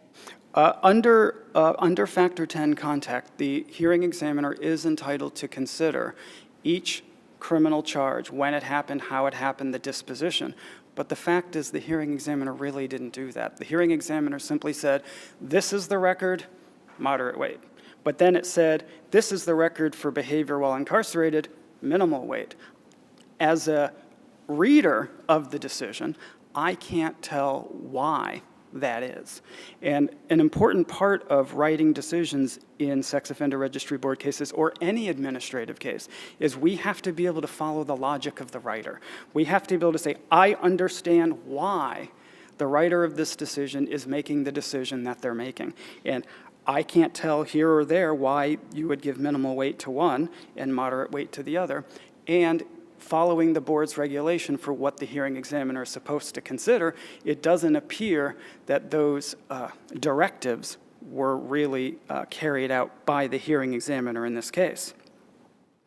The second factor is, quote, less than satisfactory participation in sex offender treatment. And in this case, John Doe was offered sex offender treatment, and he didn't have less than satisfactory participation. The research and the expert agree that less than satisfactory participation means somebody tries to do sex offender treatment programming, but because of factors unique to them, they're unable to do it. They're unable to participate. They're unable to get anything out of it. They're unable to recognize the harm that they caused a victim. They're unable to meet with peers. The expert who testified at the 2012 hearing and the research article submitted as a part of this appeal are very clear. Less than satisfactory participation means they've entered sex offender treatment and they did it very, very badly. There's no correlation at all, statistically, between simply saying, sex offender treatment program is not for me, I don't want to do it. You know, most of them don't want to do it because they don't want to admit to the criminal offense. But there is no science that links that, and the hearing examiner was not required. There's no science to link participation, successful participation in sex offender treatment program reduces the risk of reoffense. There is, correct? Our position is, so there are board regulations. There are new board regulations. Oh, I understand, but work with me for a moment. There is scientific studies, there are scientific studies that say if you successfully complete sex offender treatment, then your risk to reoffend decreases. Your position is that they have to prove that failing to engage in sex offender treatment somehow doesn't affect your risk to reoffend. There are two regulatory factors dealing with sex offender treatment programming. One is mitigating, one is aggravating. If an individual completes sex offender treatment programming, that is mitigating. If an offender fails sex offender treatment programming, that is aggravating. And if an offender doesn't even try? It's risk neutral, but it's being used as risk aggravating. Why would you say that's risk neutral? Because the evidence from research that postdates the iteration of the regulations we're dealing with indicates that there's a continuum. Failure, non-participation, successful completion runs a continuum. And an individual who is really, really bad for various reasons at sex offender treatment program, that can be used as risk aggravation. Not doing it at all, risk neutral. Doing it very well, successfully completing it, risk mitigating. No, I'm wondering where you get that leap, that failing to participate in sex offender treatment at all cannot be considered as an aggravating or risk-inducing factor. I'm not arguing that my position is found in a statute or in the board regulation itself. My position is that there's an article I submitted as a part of the appeal that was not submitted at the Superior Court, again, which is why we have had to do this under the ineffective assistance of counsel standard, that sets out that the difference in recidivism rates for sexual and violent crimes between treatment participants and non-participants is the same. The problem with... So can I ask you, can we consider that substantively or only to the extent it informs us on whether the attorney was ineffective? The issue is... It's a subtle difference, but... Given the posture, the issue is, was counsel ineffective... For failing to find that research and presenting it. For failing to raise essentially the issue. Okay. So there's the issue of Factor 24 and whether it should be applied for non-participation. I guess the issue we're raising is it was ineffective for not doing that. But of course, even before getting to that, the court has to decide whether this issue is an issue at all, because ineffective only applies when there is a live issue. again, to the court, we're doing ineffective assistance of counsel because Understood. it's a procedural technique. In terms of the other two factors, I guess that we have a long-standing issue with Factor 33 and how it's not used holistically. Factors are facts. Facts create factors. And in this case, we have the facts of a significant number of individuals who are part of Doe's life. And our problem here is that we don't have a holistic review of all the facts that support Factor 33. Instead, we simply have a blanket statement, well, some of these people aren't 100% knowledgeable or accepting of the fact that Doe has committed a sex offense. We're unaware of the scope of his sex offending, so we're just not going to give this a lot of consideration. Well, there are a lot of facts contained within those letters of support. So how does that translate to ineffective assistance of counsel? Because I appreciate you kind of identifying that the focus has to be on that. So in other words, the argument seems to be that the factors really broad, and hearing examiners use that always to try to kind of take the air out of the tires. I appreciate you In so many recognizing words, that, Your Honor. but if you're a lawyer, right, and you've got these letters of support that say, we'll be there, we know this person, whatever, how does that translate to ineffective assistance of counsel? What should the ordinary fallible attorney have done in this circumstance? Ordinary or very good attorney?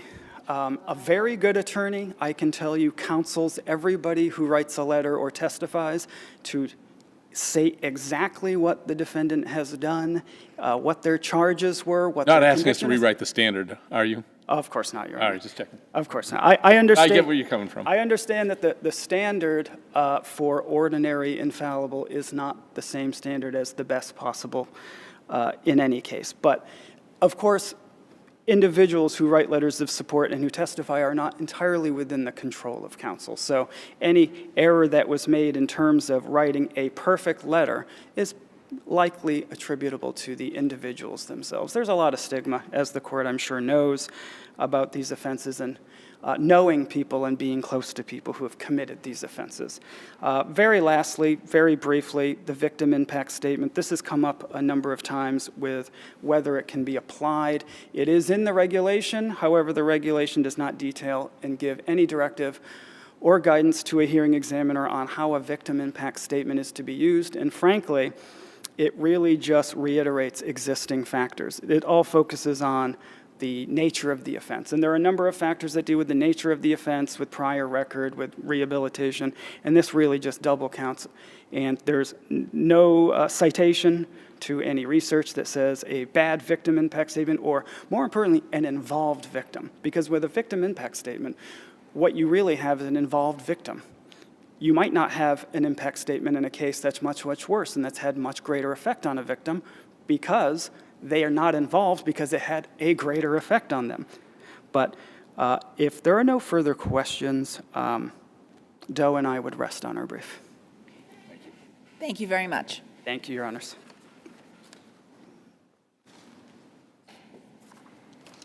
Good morning, Your Honors. Stephen Killalay here for the Appellate Sex Offender Registry Board.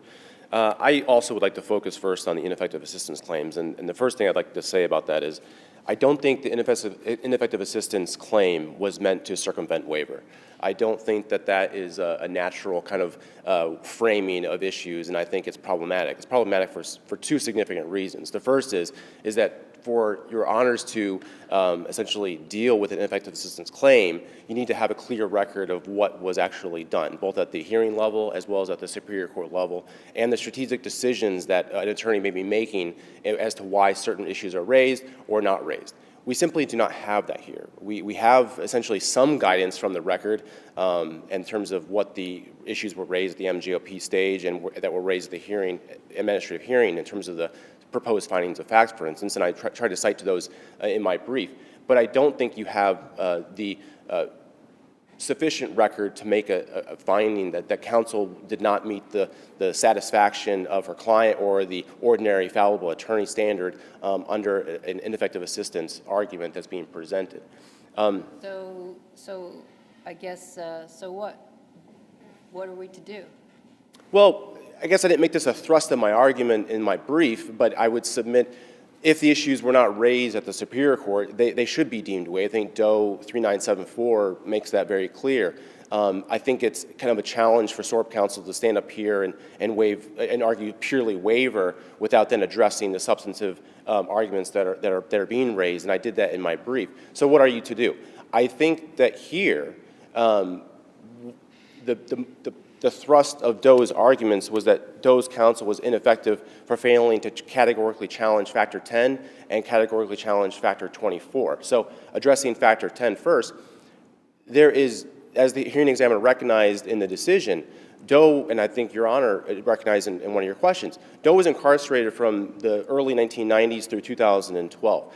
That's important because he didn't have an opportunity to pick up, or strike that, he didn't have an opportunity to kind of create a more robust criminal history in the traditional sense of being out in the community. He did obtain 28 disciplinary reports while he was incarcerated, and that was accounted for under Factor 12. But again, because they were dated, that was something that was only given minimal weight. So I think contrary to my brother's position that there's no way of kind of seeing the well-reasoned analysis of the hearing examiner, or that as the reader you can't kind of follow his logic, that just simply isn't the case here. The hearing examiner, in fact, kind of gave some guidance in terms of what particular weight he was assigning, even though SJC has said the hearing examiner is not required to do that.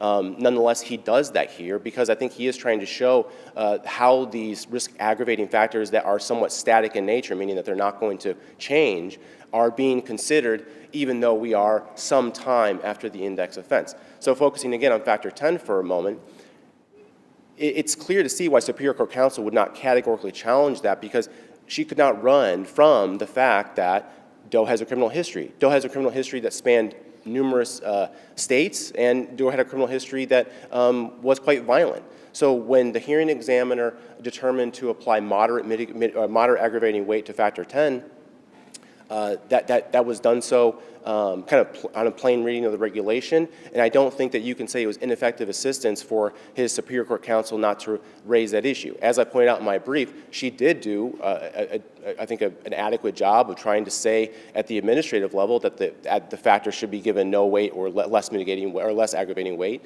and then she kind of reiterated certain arguments in her proposed findings. So I just don't think that that meets the threshold for ineffective assistance. Turning to my brother's... 24. I'm sorry? What about Factor 24? Yes, so turning to Factor 24, I think my brother has an even more challenging argument.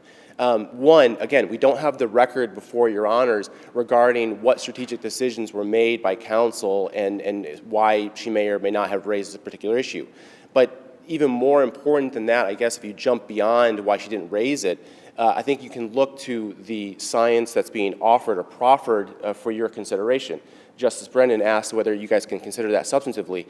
One, I would suggest that in your evaluation of the ineffective assistance, I think you have to kind of take a look at what the research says, and so I urge you to do so. If you look at that research article, it's based upon a relatively large sample size because it runs quite a few number of years in the state of North Carolina, but it's specific to a sex offender treatment program that was offered in that state. And there's a number of limitations that the authors of that research kind of talk about. One is that there was no set way of choosing participants in the beginning part of that study. So its sample size, while quite large, they identified they were choosing people they thought would do well in treatment. So from the get-go, there's already going to be a skewed notion in terms of what the outcomes of that particular research is. Moreover, I think one of the glaring limitations of the research being offered is that, contrary to my brother's assertion in his brief, there is no correlation that's drawn between participation or non-participation in sex offender-specific treatment in North Carolina and recidivism risk. It's quite the contrary. What they say is, and what they conclude is that any participation in sex offender-specific treatment is hard to measure whether there is essentially a mitigating or aggravating impact on someone's total risk once they are reintegrated into the community.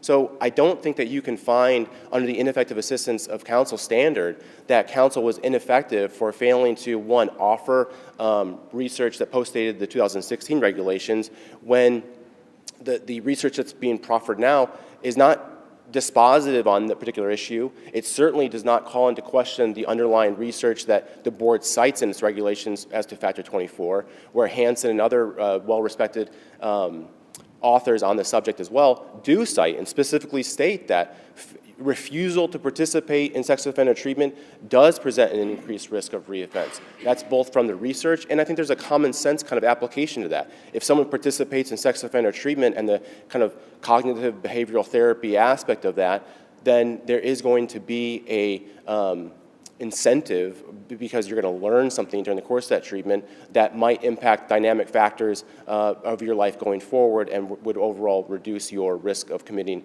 a new sex offense or any other offense for that matter. Your Honors, I do want to just touch upon factors 33 and 38 just very briefly. With respect to factor 33, as I pointed out in my brief, the very same arguments were made in the Superior Court level. I know that the MJP that was submitted by plaintiff at the Superior Court is not part of the record. However, I do cite to other areas of the record that support that the very same arguments were made. So again, it cannot be ineffective assistance of counsel to raise the exact same arguments that are being put forward before Your Honors. And similarly, when it comes to factor 38, again, this issue was raised in the Superior Court, and again, so it cannot be ineffective assistance for the same arguments to be raised again here on appeal. And my brother makes a further comment on factor 38 that there's no kind of research supporting the factor. Well, the thrust of factor 38 is to enact what the legislator mandated SORB to do, and that is that the board shall consider a victim impact statement. And so I would suggest to you that the board does that under factor 38 and towards dangerousness because, again, there's somewhat guided by common sense. If past this prologue, and that is what's guiding the hearing examiners and the board in determining someone's risk classification in the community and the harm suffered by a prior victim, certainly informs on the potential harm suffered by a future victim. And therefore, I would suggest that one, there was no challenge of factor 38 as it stands by a declaratory judgment at the Superior Court level. I don't think that the validity of that factor is being called into question here, but I do suggest that the statute requires the board to consider it, and certainly it wasn't ineffective assistance for counsel to, again, she made the same arguments at the Superior Court. Just briefly turning then to my brother's arguments regarding well-reasoned analysis and substantial evidence. I think that I've already addressed factor 10. I think that the evidence before the hearing examiner with respect to factor 11, again, you had the crediting of allegations made by the two complainants, complainant 1 and complainant 2 identified in the decision.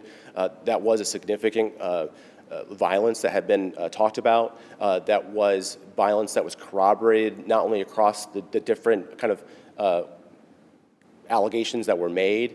It was consistent not only with the index offense, but the allegations made by complainant 1 and complainant 2 were also very similar. The hearing examiner walks through each of those and why he credits those. So I don't think you can find that his crediting of those complainants was error. I think given the preponderance standard and given his careful and detailed and well-reasoned analysis in all of those particular factors, specifically factors 10, 11, 12, and 15, I just don't think that those, that you can find that there was error. Moreover, the other parting statement I'll make is my brother points to Doe 496501 as it stands for this proposition. I think he goes so far as to say that those static factors, they teach us nothing about the petitioner's risk of reoffense. But I don't think that Doe 496501 stands for that proposition. And I think that those factors clearly, based upon the research that's underpinning them, do speak to an offender's risk in the community, both in terms of risk of reoffense or dangerousness, and certainly the hearing examiner found as much here. And I would rest on the brief and, unless there's any additional questions. Thank you very much. Thank you. Very well argued on both sides. It was very helpful. Our next case is number 2025 P947, Department of Children and Families versus Mother and Another. And I understand that the appellees are splitting their time with 7.5 minutes each, if that's, okay, thank you.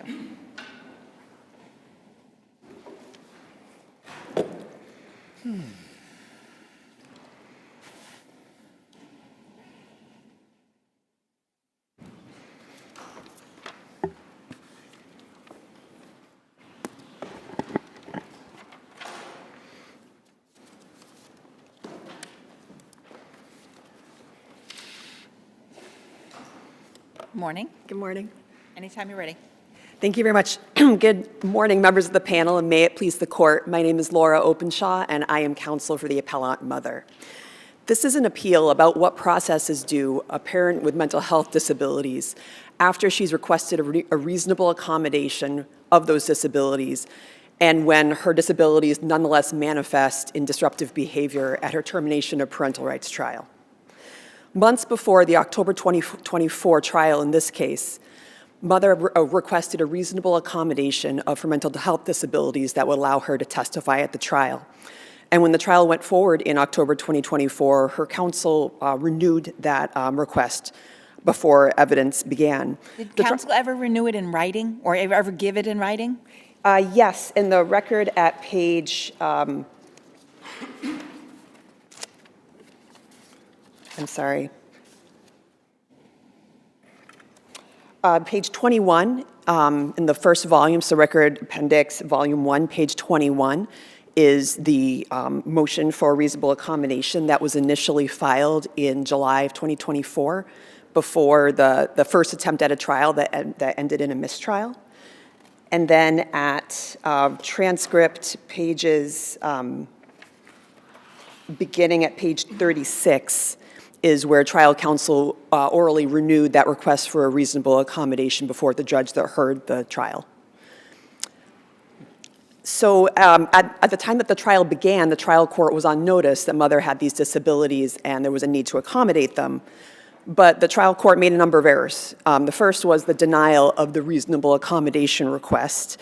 And then when, unfortunately, mother's disabilities became manifest during the hearing, the trial court responded first by excluding the mother from the courtroom for the rest of the trial, for the rest of the day, which was the rest of the trial, and then held that exclusion and mother's inability to testify against her, finding that those were probative of her unfitness. So you're saying the judge excluded the mother where it says, I'm not doing, this is at page 55 of the transcript volume, I'm not doing this, I'm not doing this, I'm done. Yes. For the record, the mother left. Yes, she left. So initially at page 55, she did leave voluntarily. She returned, and then during the testimony of the department's social worker, at page 69, her disability became manifest in disruptive behavior, and on page 70, the trial court steps down, and it becomes clear after a recess that the mother has been excluded from the proceeding. So I guess that's the question, because when I read the transcript, it seems as if your client had her issues, walked out, walked back in when the DCF worker was testifying from the audience, yelled that she was a liar, right? Yes. And then there's a recess, but where is it that the judge banned your client from coming back into the courtroom, or where is there any conversation?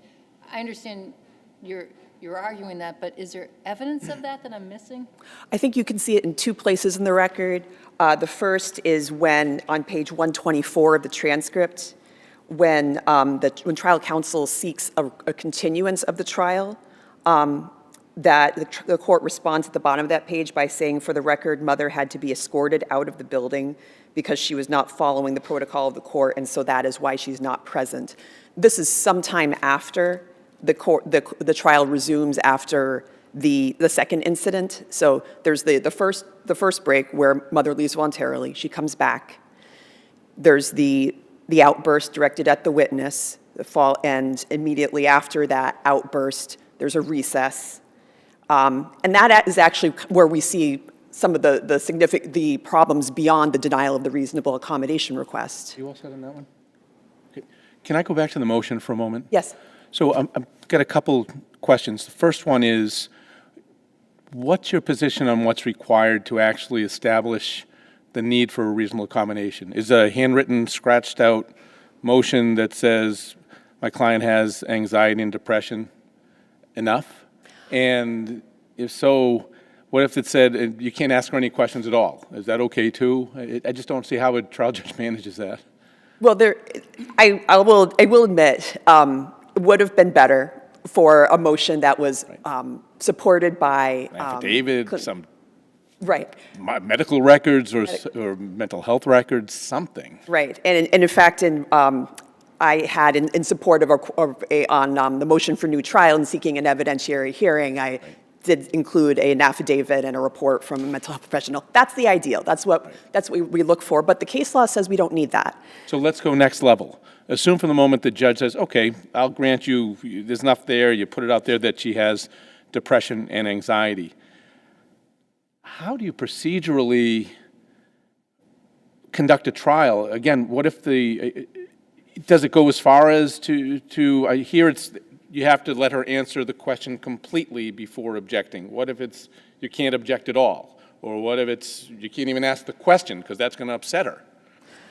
How do we manage that? Right, and while understanding that that wasn't what was on the table in this case, but I think that regardless of the scope of the reasonable accommodation requests, what happened in this case was that the trial court was on notice at the time that the disruptive behavior took place. So we understand that there was a request to avoid a trigger. In this case, the trial counsel was saying, let's avoid interruptions in her testimony, let's hold objections.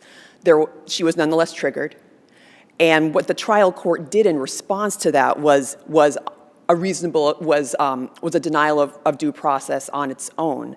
Did the judge find that your client was triggered, or that independent of that, she just had behavioral issues? Well, I think in this case.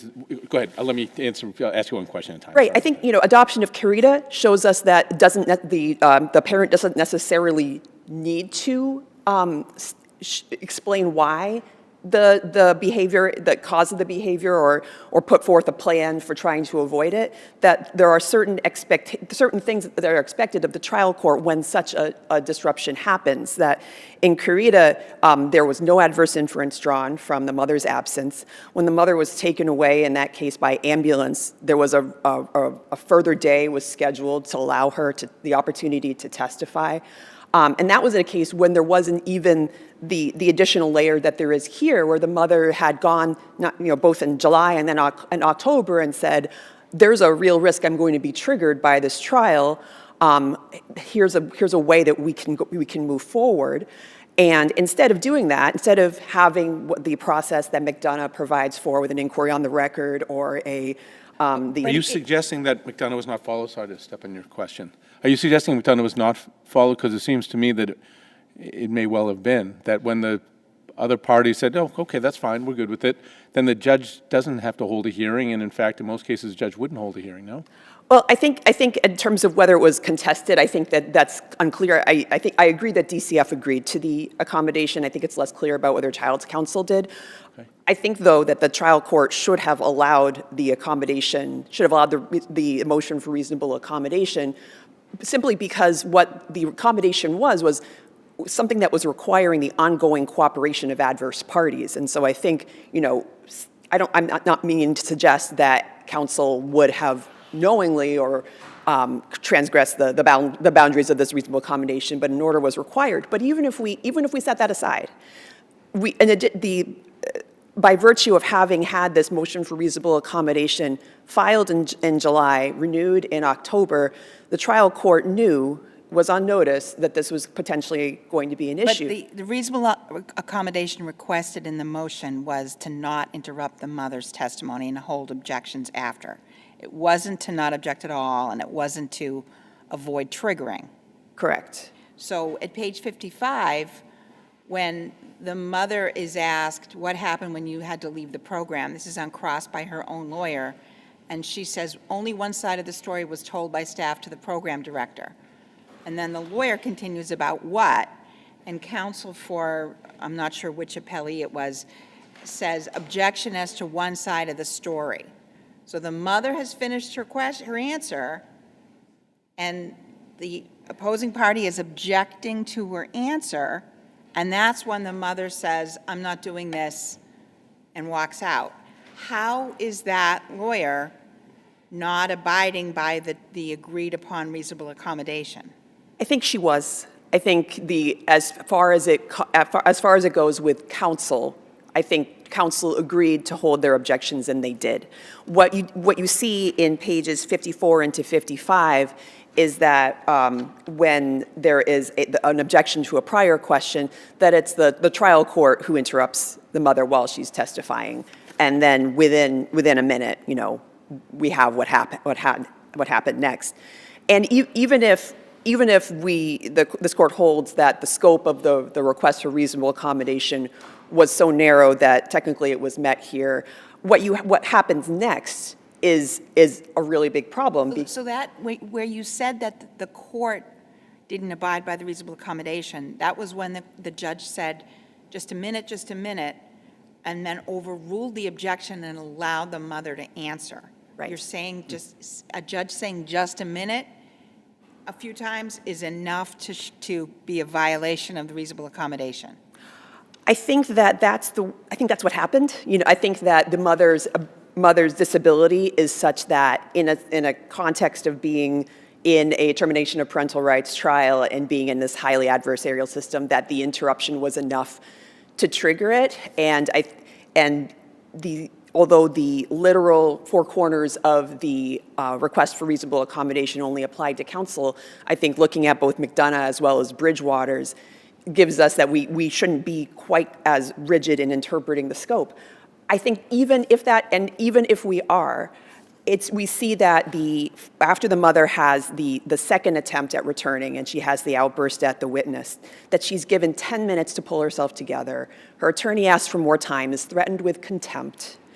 He returns, asks for a break, which is denied, and then later on page 71 is when he asks for a continuance, and then on page 124 of the transcript, he asks for another continuance.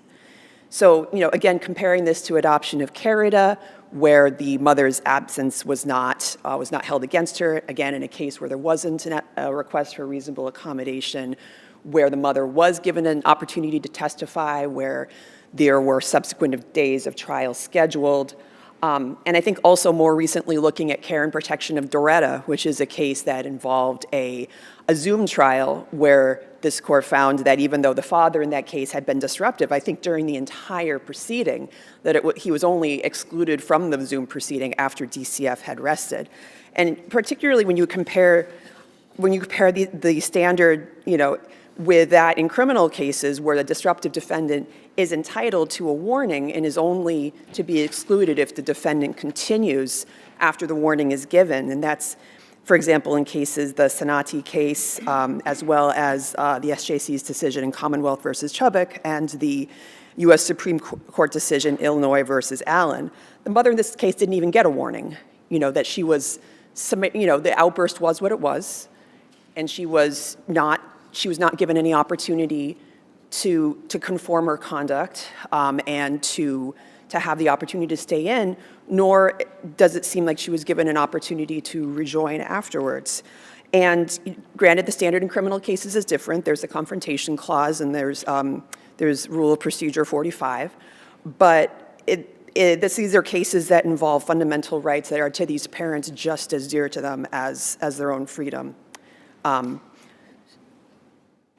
so I think under these circumstances, the denial of the reasonable accommodation was error, and the mother was denied due process when having requested a reasonable accommodation, having put the trial court on order of her mental health disabilities, and the trial court's decisions to be punitive to her and excluding her without a warning, denying the request for continuances, and then holding her inability to complete her testimony and her absence against her.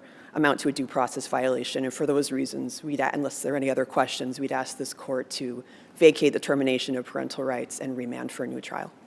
Thank you. Thank you.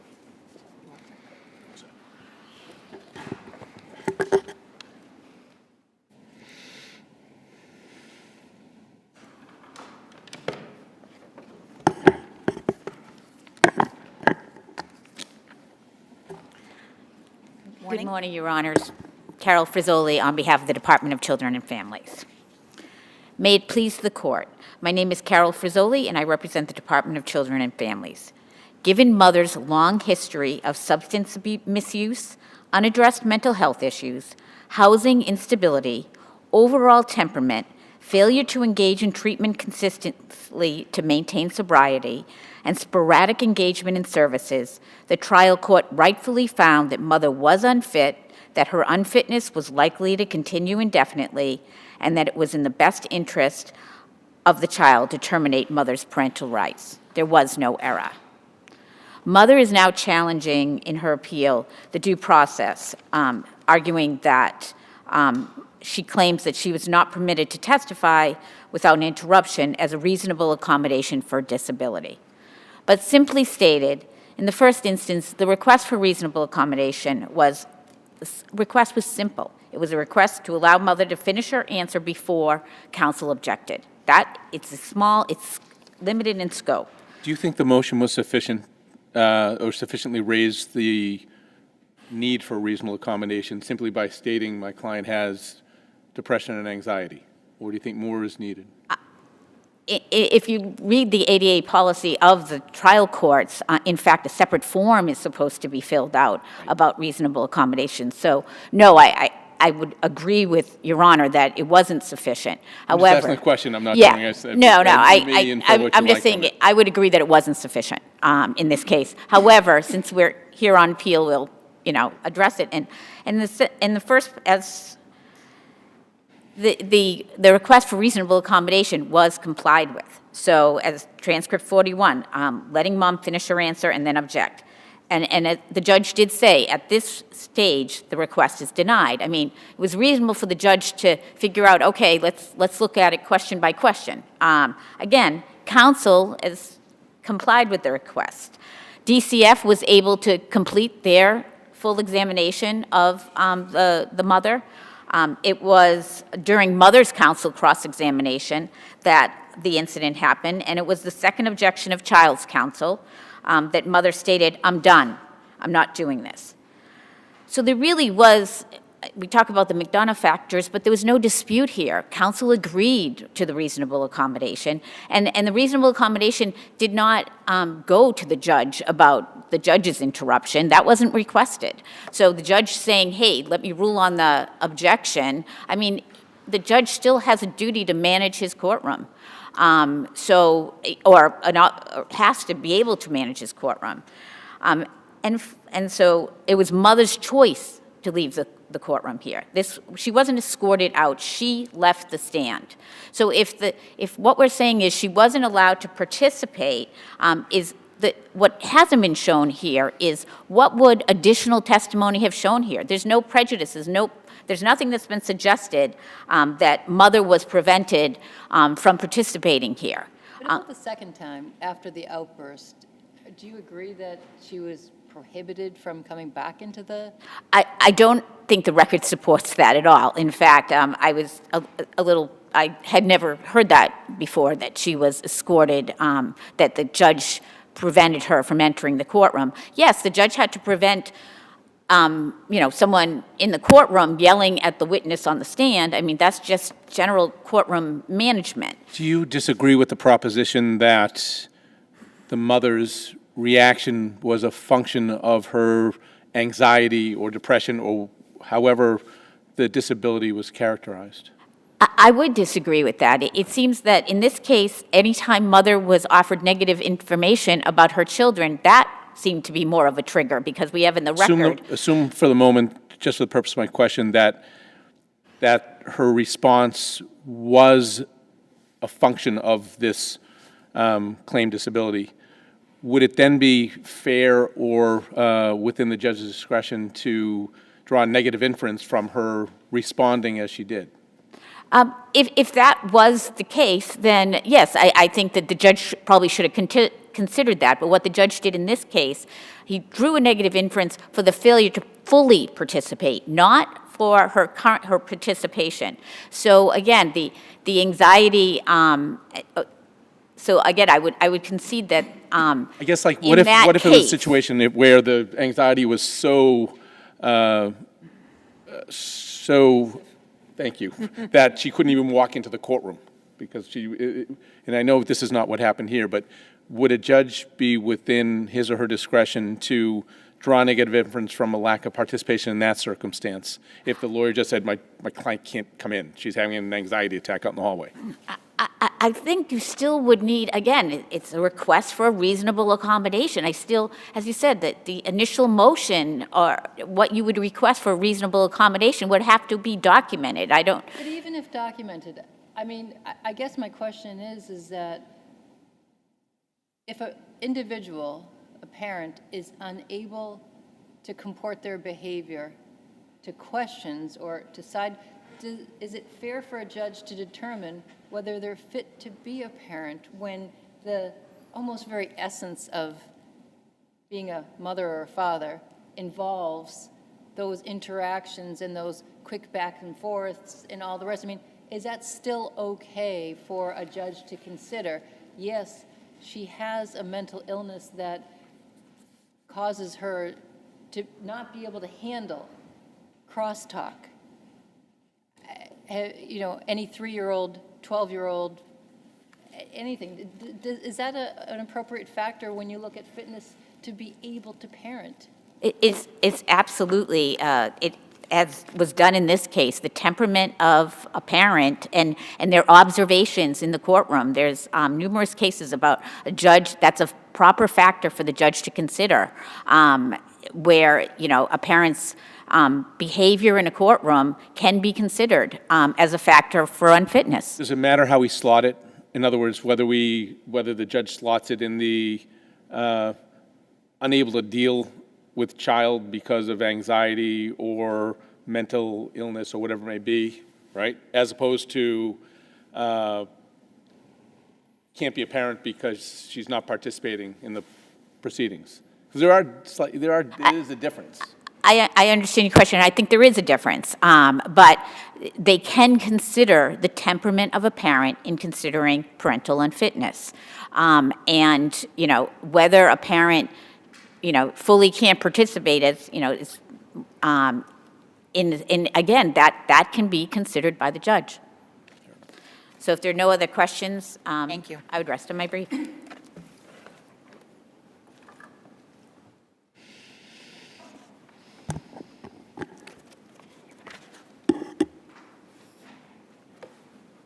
Good morning. Good morning, Your Honor. May it please the Court, Peter Heffernan on behalf of the child. Your Honor, to pick up on Justice Walsh's question regarding what the Court can and can't consider, absolutely the judge, the trial judge in a care and protection case can consider the presentation and disposition of a parent, particularly where, as was the case here, that parent was offered for several years the opportunity to obtain treatment for her mental health condition, and she consistently failed to complete that treatment. I think that is all relevant to the fundamental question before the judge as to the parent's fitness.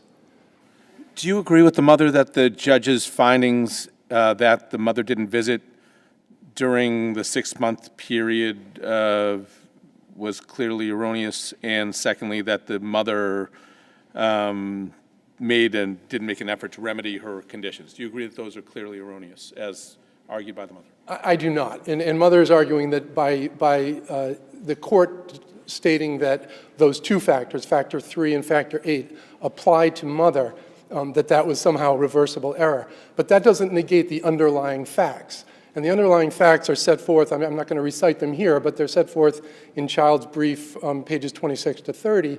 There was extensive document support, record support for both of the conclusions that mother had not been consistent in visitation and that mother was, had not done what was necessary to remedy the conditions that were making her unfit.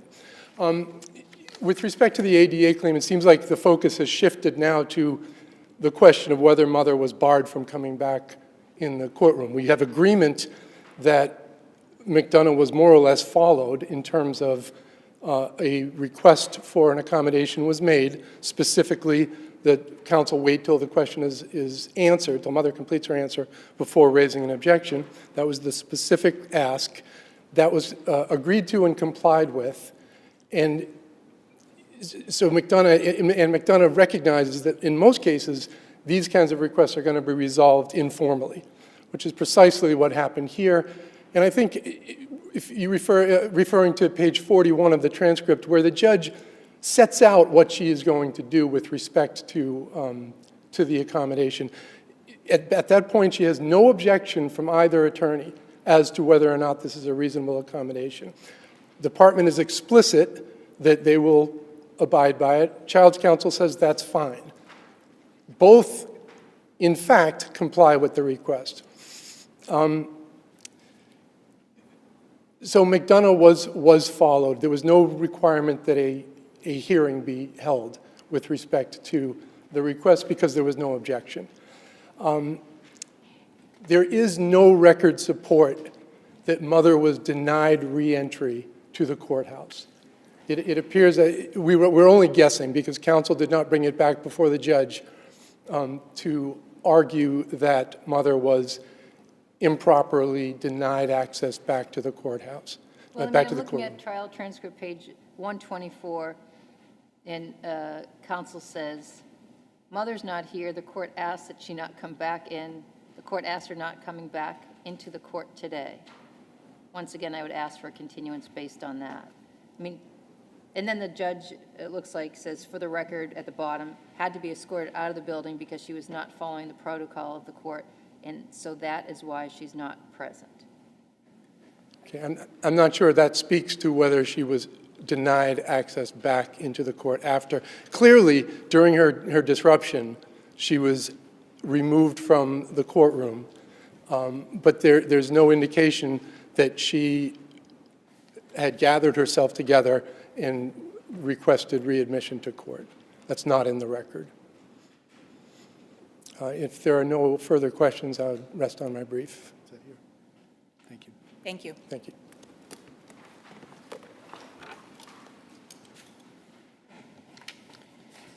Okay, and our last case on the list today is number 2025 P479, Winnick v. Bishop.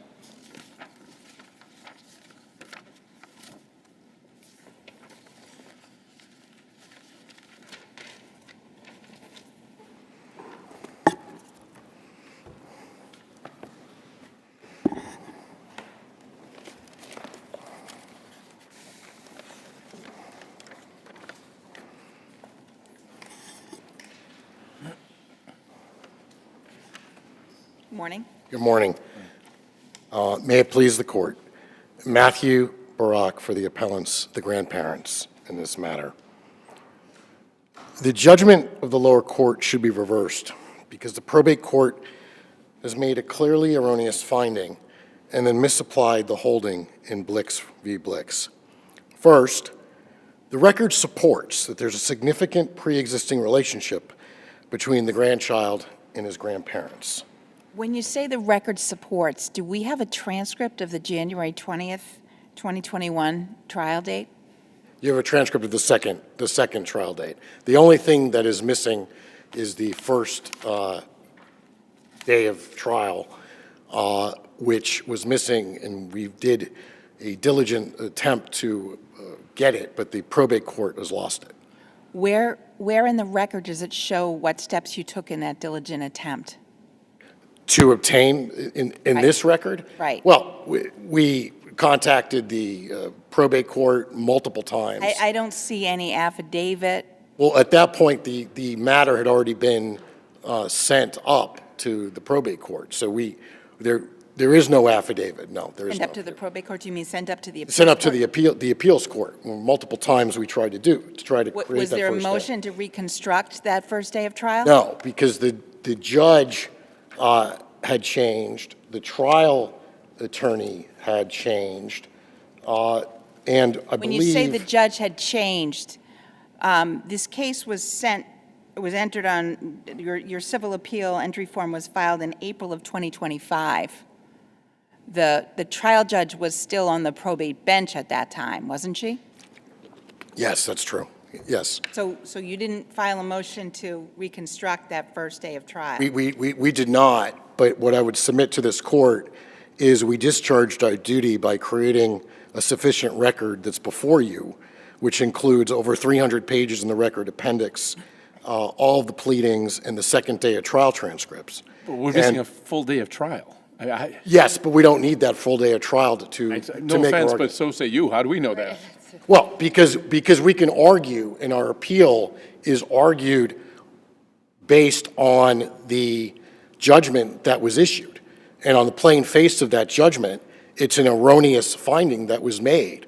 I don't need that first day of trial to attack, which we've done on appeal, the judgment related to the existing relationship between the grandparents and the grandchild in this case. Based on the testimony at that first day of trial, the judge credited Rachel Grossman's testimony about the mother's interaction with the child in the early intervention program, and as a result attributed to the mother the advances that the child had made developmentally.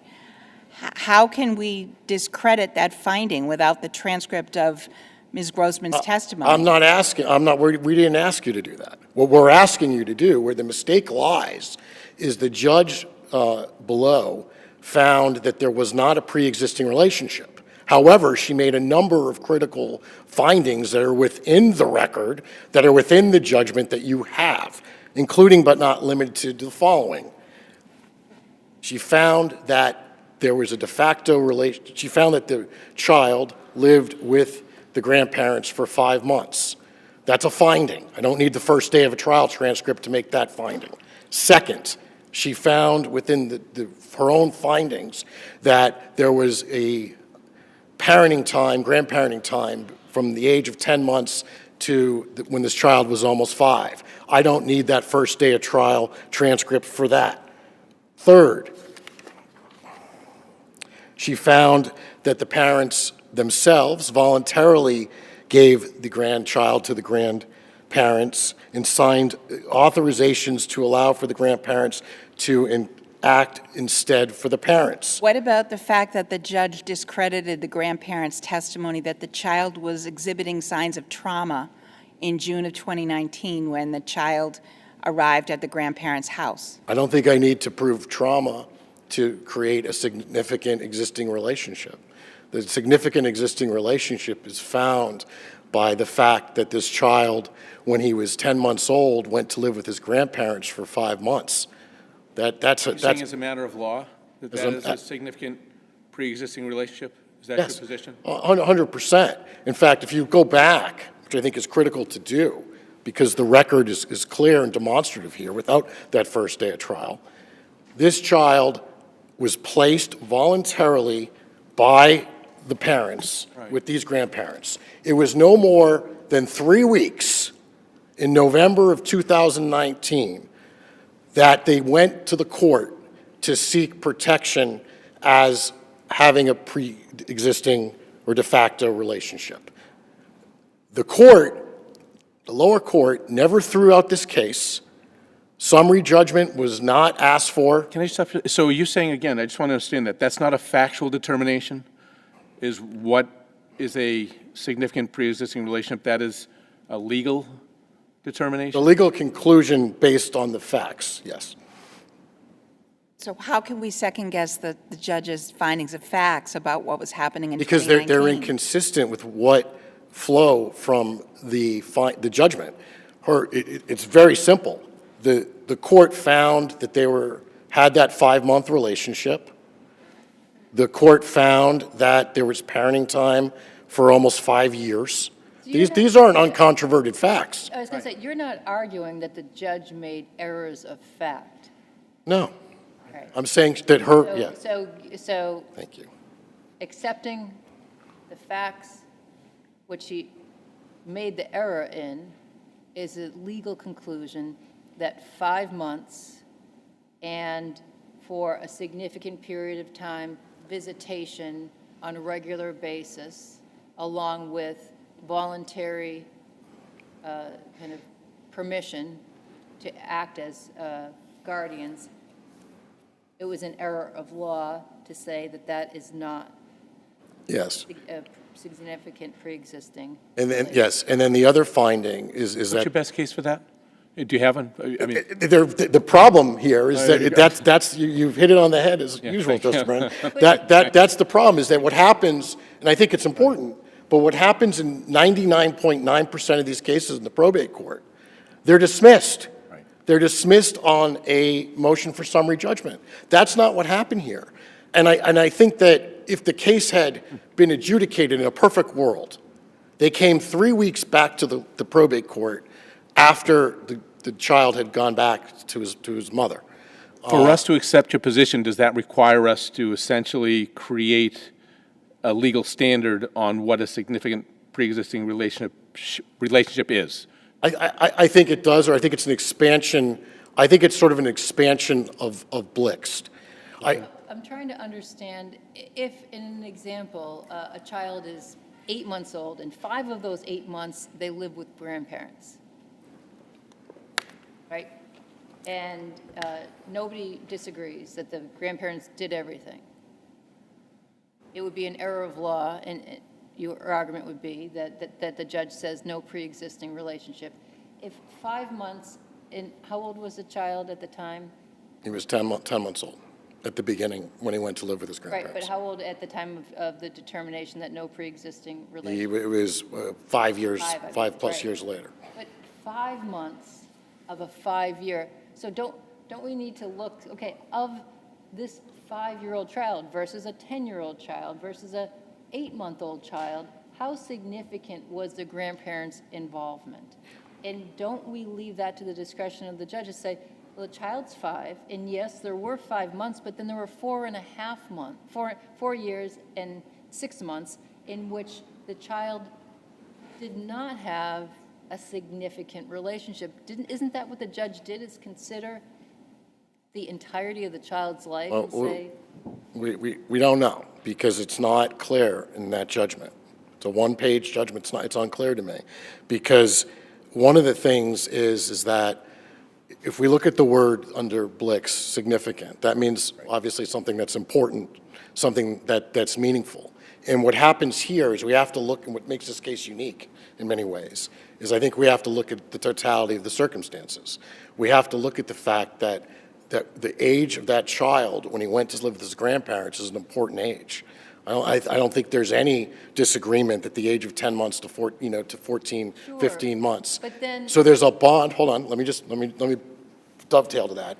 There's a bond that's created at that point in time, and that bond continues to exist So for you're 5 saying years. that because had the case been tried when the child was 10 months old, your clients might have had a stronger argument than they do when the child is 5 years old?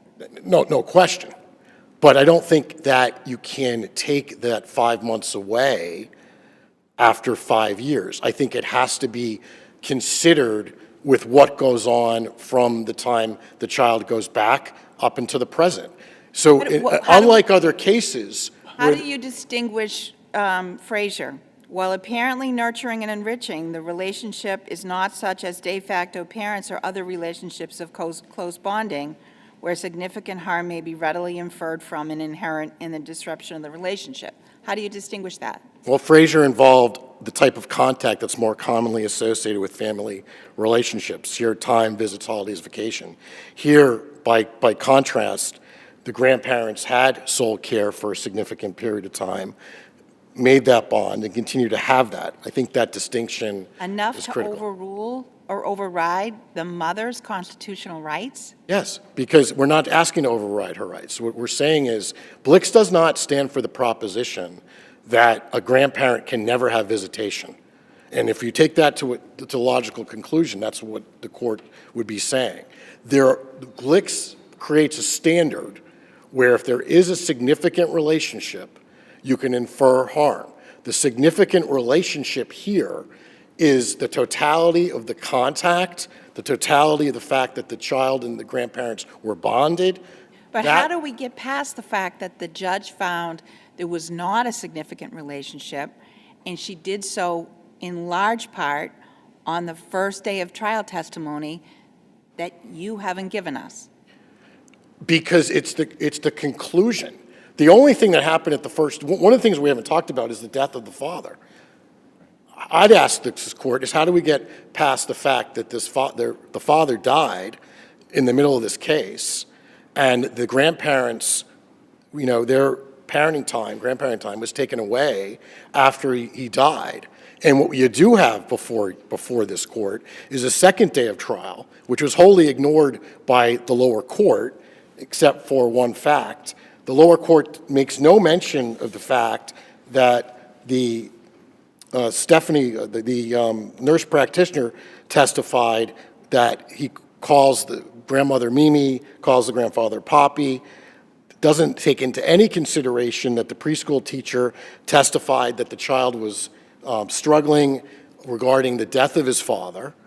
And I think that's another factoid that needs to be considered regarding I mean, I don't think anybody, I don't speak for my colleagues, but I will say that I certainly am not disputing that this appears to be a very difficult emotional case on both sides. Sure. For grandparents who want to see their grandchild, for a mother who's dealing with a whole slew of issues here. But my question, I suppose, is if you're telling us that a significant pre-existing relationship is a legal concept, what is the rule of law that you would like us to write? Rule of law, : significant pre-existing relationship exists when, fill it in. And do you have to compare the age of the child at the time, the amount? Is there a ratio? I just don't know how we do that up here. I'll give you my probate 2 cents. Sure. You know, the standard actually when you start is best interest of the child, right? That's what Blick says. It talks about best interest first, the preponderance of evidence, best interest. What is best interest? It's an amorphous kind of standard. But you look at things like the age of the child, the relationship between his loved ones, where he lives, where he or she goes to school, what the contact was, what was the age of the initial contact between child and grandparents, were they involved in activities, birthday parties. Those are all the things that you would go to determine what's best for this child. And I think in the end, when you think about this, when you think about a child losing his father, he lost his grandparents too.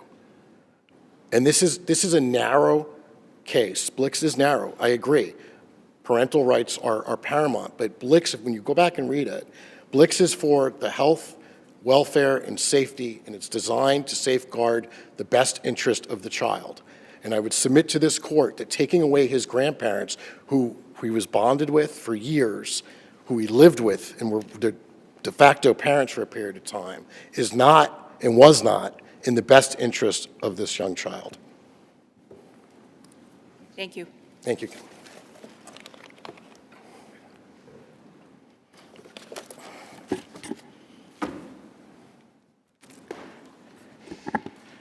Good afternoon, and may it please the court. My name is Claire Donahue, and it's my privilege to represent Ms. Brittany Bishop, the mother, in this matter. This case, as Justice Grant rightly centers us in on, is about the constitutional right of Ms. Bishop to the care, custody, and control of her child, Daedric, as those rights map onto her ability to make decisions about whether or not a grandparent visits with her child, free of the court's involvement in that. And as Justice Brennan mentions, I would be remiss in not also acknowledging that the deterioration of the parties' relationship, a deterioration that started in November 2019 when the Winnicks went to court to secure visits with Daedric, that intensified when both parties experienced the enormous grief and loss of Daedric's father, Benjamin Winnick. The procedural irregularities in this case also allowed the Winnicks to have prolonged visits long after the case should have properly been concluded. So their sense of loss, I'm sure, is profound. But no matter how sympathetic the circumstances, the Winnicks' position in this matter does and always has threatened the constitutional rights of Ms. Bishop and the tranquility of her home. And it does so where the Winnicks hold no constitutional claims of their own. There is no remedy at law for their feelings. And so they would if they have a pre-existing relationship and the best interest of the child is served, correct? Certainly. So I guess my question is that in some ways, your brother asked us to kind of lock in best interest because there was a 6-month period of time in which the grandparents played a very important role of caring for the child. But the judge doesn't look just at that 6-month period of time, correct? I mean, the judge is looking at the day of trial, what the existing relationship is of child and grandparent, right? Exactly, yes. And so at this point in time, 4+ years has caused a deterioration in that relationship, right? Well, at the time of trial, Your Honor, it had only been 1 year and 3 months of visits. Yes. So, and Your Honor is exactly right that if the trial court had found the predicate finding of a significant relationship, then she would have needed to go on to a best interest of the child analysis. I disagree with my brother that Blix is about the best interest of the child. It is not. In fact, Blix had an important course correct. Chapter 119, Section 39D was at risk of being unconstitutional because it proffered an unspecified best interest of the child analysis. Blix defines the predicates to reaching that analysis, one of which is this idea of a significant relationship. So I can concede that there are certain facts on this completely insufficient record. There are certain— Can I stop you for one question? Do you agree that for our purposes, the first day of trial is functionally irrelevant? Absolutely not, Your Honor. Not. Justice, no. And that's because at that first day of trial, Ms. Bishop testified, both the Winnicks testified, 2 third-party caregivers testified, 90 exhibits were admitted into evidence. Of the trial court's 67 findings of facts, all but 2 reference the testimony and evidence of that trial. And Your Honors don't have the transcript or the exhibits from that trial. The evidence at that trial was about the duration, nature, and circumstances of the Winnicks' most sustained involvement in Daedrick's life. What do you say to Mr. Barak's argument that, while we'll concede all the facts that the judge found at the first day of trial, what we're arguing is that the application of the law to the facts was wrong? Sure. Certainly to the extent Mr. Barak is retreating from the claim that we should find error with the judge's findings and is instead saying that it's the application of the judge's findings of facts to the law, that I would say that application is absolutely square with Blix and its progeny in a way that the appellants actually misunderstand that jurisprudence. So in terms of facts that are evident on the record that I believe both sides are relatively, and I'll qualify that, relatively uncontested, is the idea that Daedrick was in the Winnicks' temporary care from about July 2019 until October 2019, and that thereafter, upon coming to court in November 2019, the Winnicks secured visits. So qualifying things a little bit, they're in front of your honors telling you that the Winnicks then visited for nearly 5 years. At the time of trial, they had only been visiting with Daedrick for 1 year and 3 months. If we credit the second hearing, which happened 1.5 years later, then okay, they had been visiting for some amount of time longer. So the critical question, even conceding those facts, is there some some legal standard found in this culmination of early caregiving, visits, and contact with the deceased father's family. And I would take issue with the characterization of this case being unique. It's fundamentally common and ununique because the case law deals with each and every one of these claims having been formally made by grandparents and being examined by this court on a de novo review, which is what would happen at a motion to dismiss, an appeal of a motion to dismiss. So we know through Dearborn that consistent visits are not enough. In that case, a grandfather of a deceased father had 7 years of visits on a near week and monthly basis, and they included overnight visits. We have the guidance from Traverna, an unpublished decision, where there were 5 years of visits following, mind you, a period of consecutive caregiving where in Traverna, the grandparents had lived with the grandchildren for 4 years, and there was still not a significant relationship. Enriching exposure, I forget, I believe it was you, Justice Grant, mentioned Frazier, the idea of enriching exposure being significant or meaningful enough. No, in Frazier as well, it was by the grandparents of a deceased father. Connection, again, and similarly in Dearborn. So there is a standard emerging slowly, somewhat, difficultly, through the jurisprudence of grandparent visitation. And I would submit, the bar is high, but the bar is high for good reason. I think Your Honors can well imagine that there would be a chilling effect for parents to ask for help if they sense that their vulnerability in the first instance will be weaponized against them down the road. Also, the biggest thorn in the side of anyone who practices in probate and family court is the indeterminacy of the best interests of the child analysis. And this low bar to letting more people be at that table is sort of terrifying.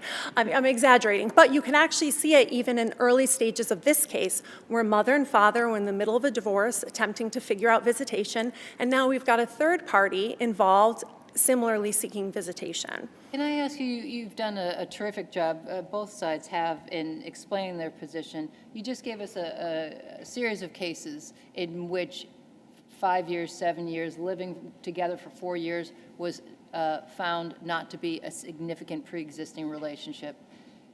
Can you tell me the case that is a little closer to yours where they say, that's a significant pre-existing relationship? No. There is not a case yet. And so, yep. Which is now, and this is perhaps why we turn, and you see the case law turn oftentimes to the law of de facto parenting. And that's because Blix calls that up right from the jump, that de facto parenting would be of the type of relationship that would meet this standard. because it seems to me, to some degree, if the parent is doing great, de facto parenting doesn't happen, right? And the grandparents then don't have a leg to stand on, right? But when we want parents to do well, right? And in this instance, it appears that there is significant progress, but that somehow overshadows the idea that those two could live in harmony. Parent doing great and being the child flourishing, yet a pre-existing relationship still occurred. And we don't have one case to cite to that proposition. It's, in other words, if parent is doing well, there's no need for de facto parenting. And they win on de facto parenting. They don't win on pre-existing relationship, do they? Well, again, Your Honor, I would just point to the fact that time and again the cases have directed our consideration of what would qualify to something more akin to that de facto parenting standard. What would the grandparents have to do in this instance, though? Can you explain it to me to get to that level? And I'm not quarreling with you that it should be a high bar in recognizing the fundamental rights that parents have in raising their children, but what would the grandparents have to do? Certainly. Your view. Well, in my view, borrowing somewhat from the language of de facto, but not necessarily equating, would be some consideration of there having been a demonstrable period of co-caregiving. But the 4-year case, when they lived together for 4 years, that wasn't enough. You just cited that. She said visitation for 4 years. No, I'm sorry, I thought I heard you. That case. They lived together for 4 years. The case was they had lived together for the first 4 years of the child's life. Then there was, and forgive me, I'd have to look at my notes, but then there was about a 5-year period during which there was just visitation, and that was deemed insufficient. Without de facto, what would a grandparent have to do? Well, I think you'd want to see similar themes of proximity, performance, duration, and again, cooperation with the parents. So the appellants make a lot of the idea that they apparently, and the 2 pieces of evidence they were able to find from the trial and submit to this court, that they had that cooperation from mom and dad through signing this, this agreement, a handwritten note to say, if kid gets sick, you can take him to the doctor. But I would say something deeper, more sustained, perhaps participation that suggested that the grandparents were more enmeshed in the day-to-day functioning, day-to-day sort of system of the family. And again, because there's a slippery slope with visitation, and we see it a little bit in this case, actually in the March transcript, the one transcript we do have, you can see it. So what happens now on a Sunday visit, where a Sunday visit, it's Mother's Day. And now a mother is in a conversation with a grandparent about whether or not she can have custody, functionally, right, physical custody of her child on Mother's Day. What if, as is the case in the March hearing, a Sunday visit falls during Halloween? Now mom is negotiating, can my son spend time with his brother on Halloween? So it's I think in a perfectly companionable world where there were no ruptures in relationships, we could imagine what you're imagining, Justice. This idea that there could be a significant relationship that we would want to guard for the child's sake, and we could also allow that mom is thriving. But the reality is our case law, in one of the oldest and fundamentalist liberties, recognizes that a fit parent is operating inextricably in the best interest of the child. So mom, her constitutional liberty to be able to dictate visit, it matters. And especially, again, when you think about the slippery slope of, oh, we just want visits, oh, but now we'd like them to be overnights. Oh, now we'd like to take the child out of the state. During when COVID is raging. Again, all evident in the March transcript. Versus Blitz gave grandparents a right that they can never attain then, without de facto parenting, didn't they? I mean, I think they could attain it. Excuse me, I didn't mean to interrupt. I think they could. I think for good cause and good reason. Blixt, given the huge constitutional rights at stake, did align the standard with something like de facto parent. Now, interestingly enough, de facto parents is still a harder hill to climb. They have to prove it by clear and convincing evidence. Grandparents can prove it by the preponderance of the evidence. De facto parents are then on the hook for the rights and responsibilities. They get child support. Grandparents don't. So it's, yes, maybe a bit tough to be a grandparent in terms of that legal standard, but there's some perks there for them as well. Moreover, Your Honor, that's not the only arm that Blitz identifies. The other is that this independent arm, which appellants concede was not live in their case, which is there some independent evidence of harm that might befall the child?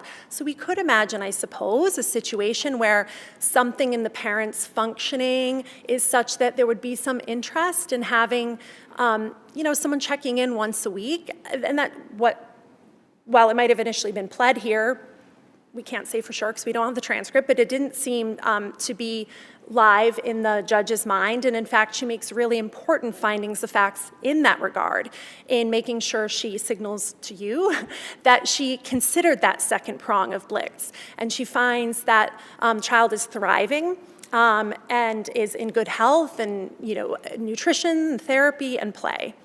So with 3 seconds left, if Your Honors don't have any further questions, I'll rest on my brief. Thank you. Thank you very much. Very well argued, very helpful.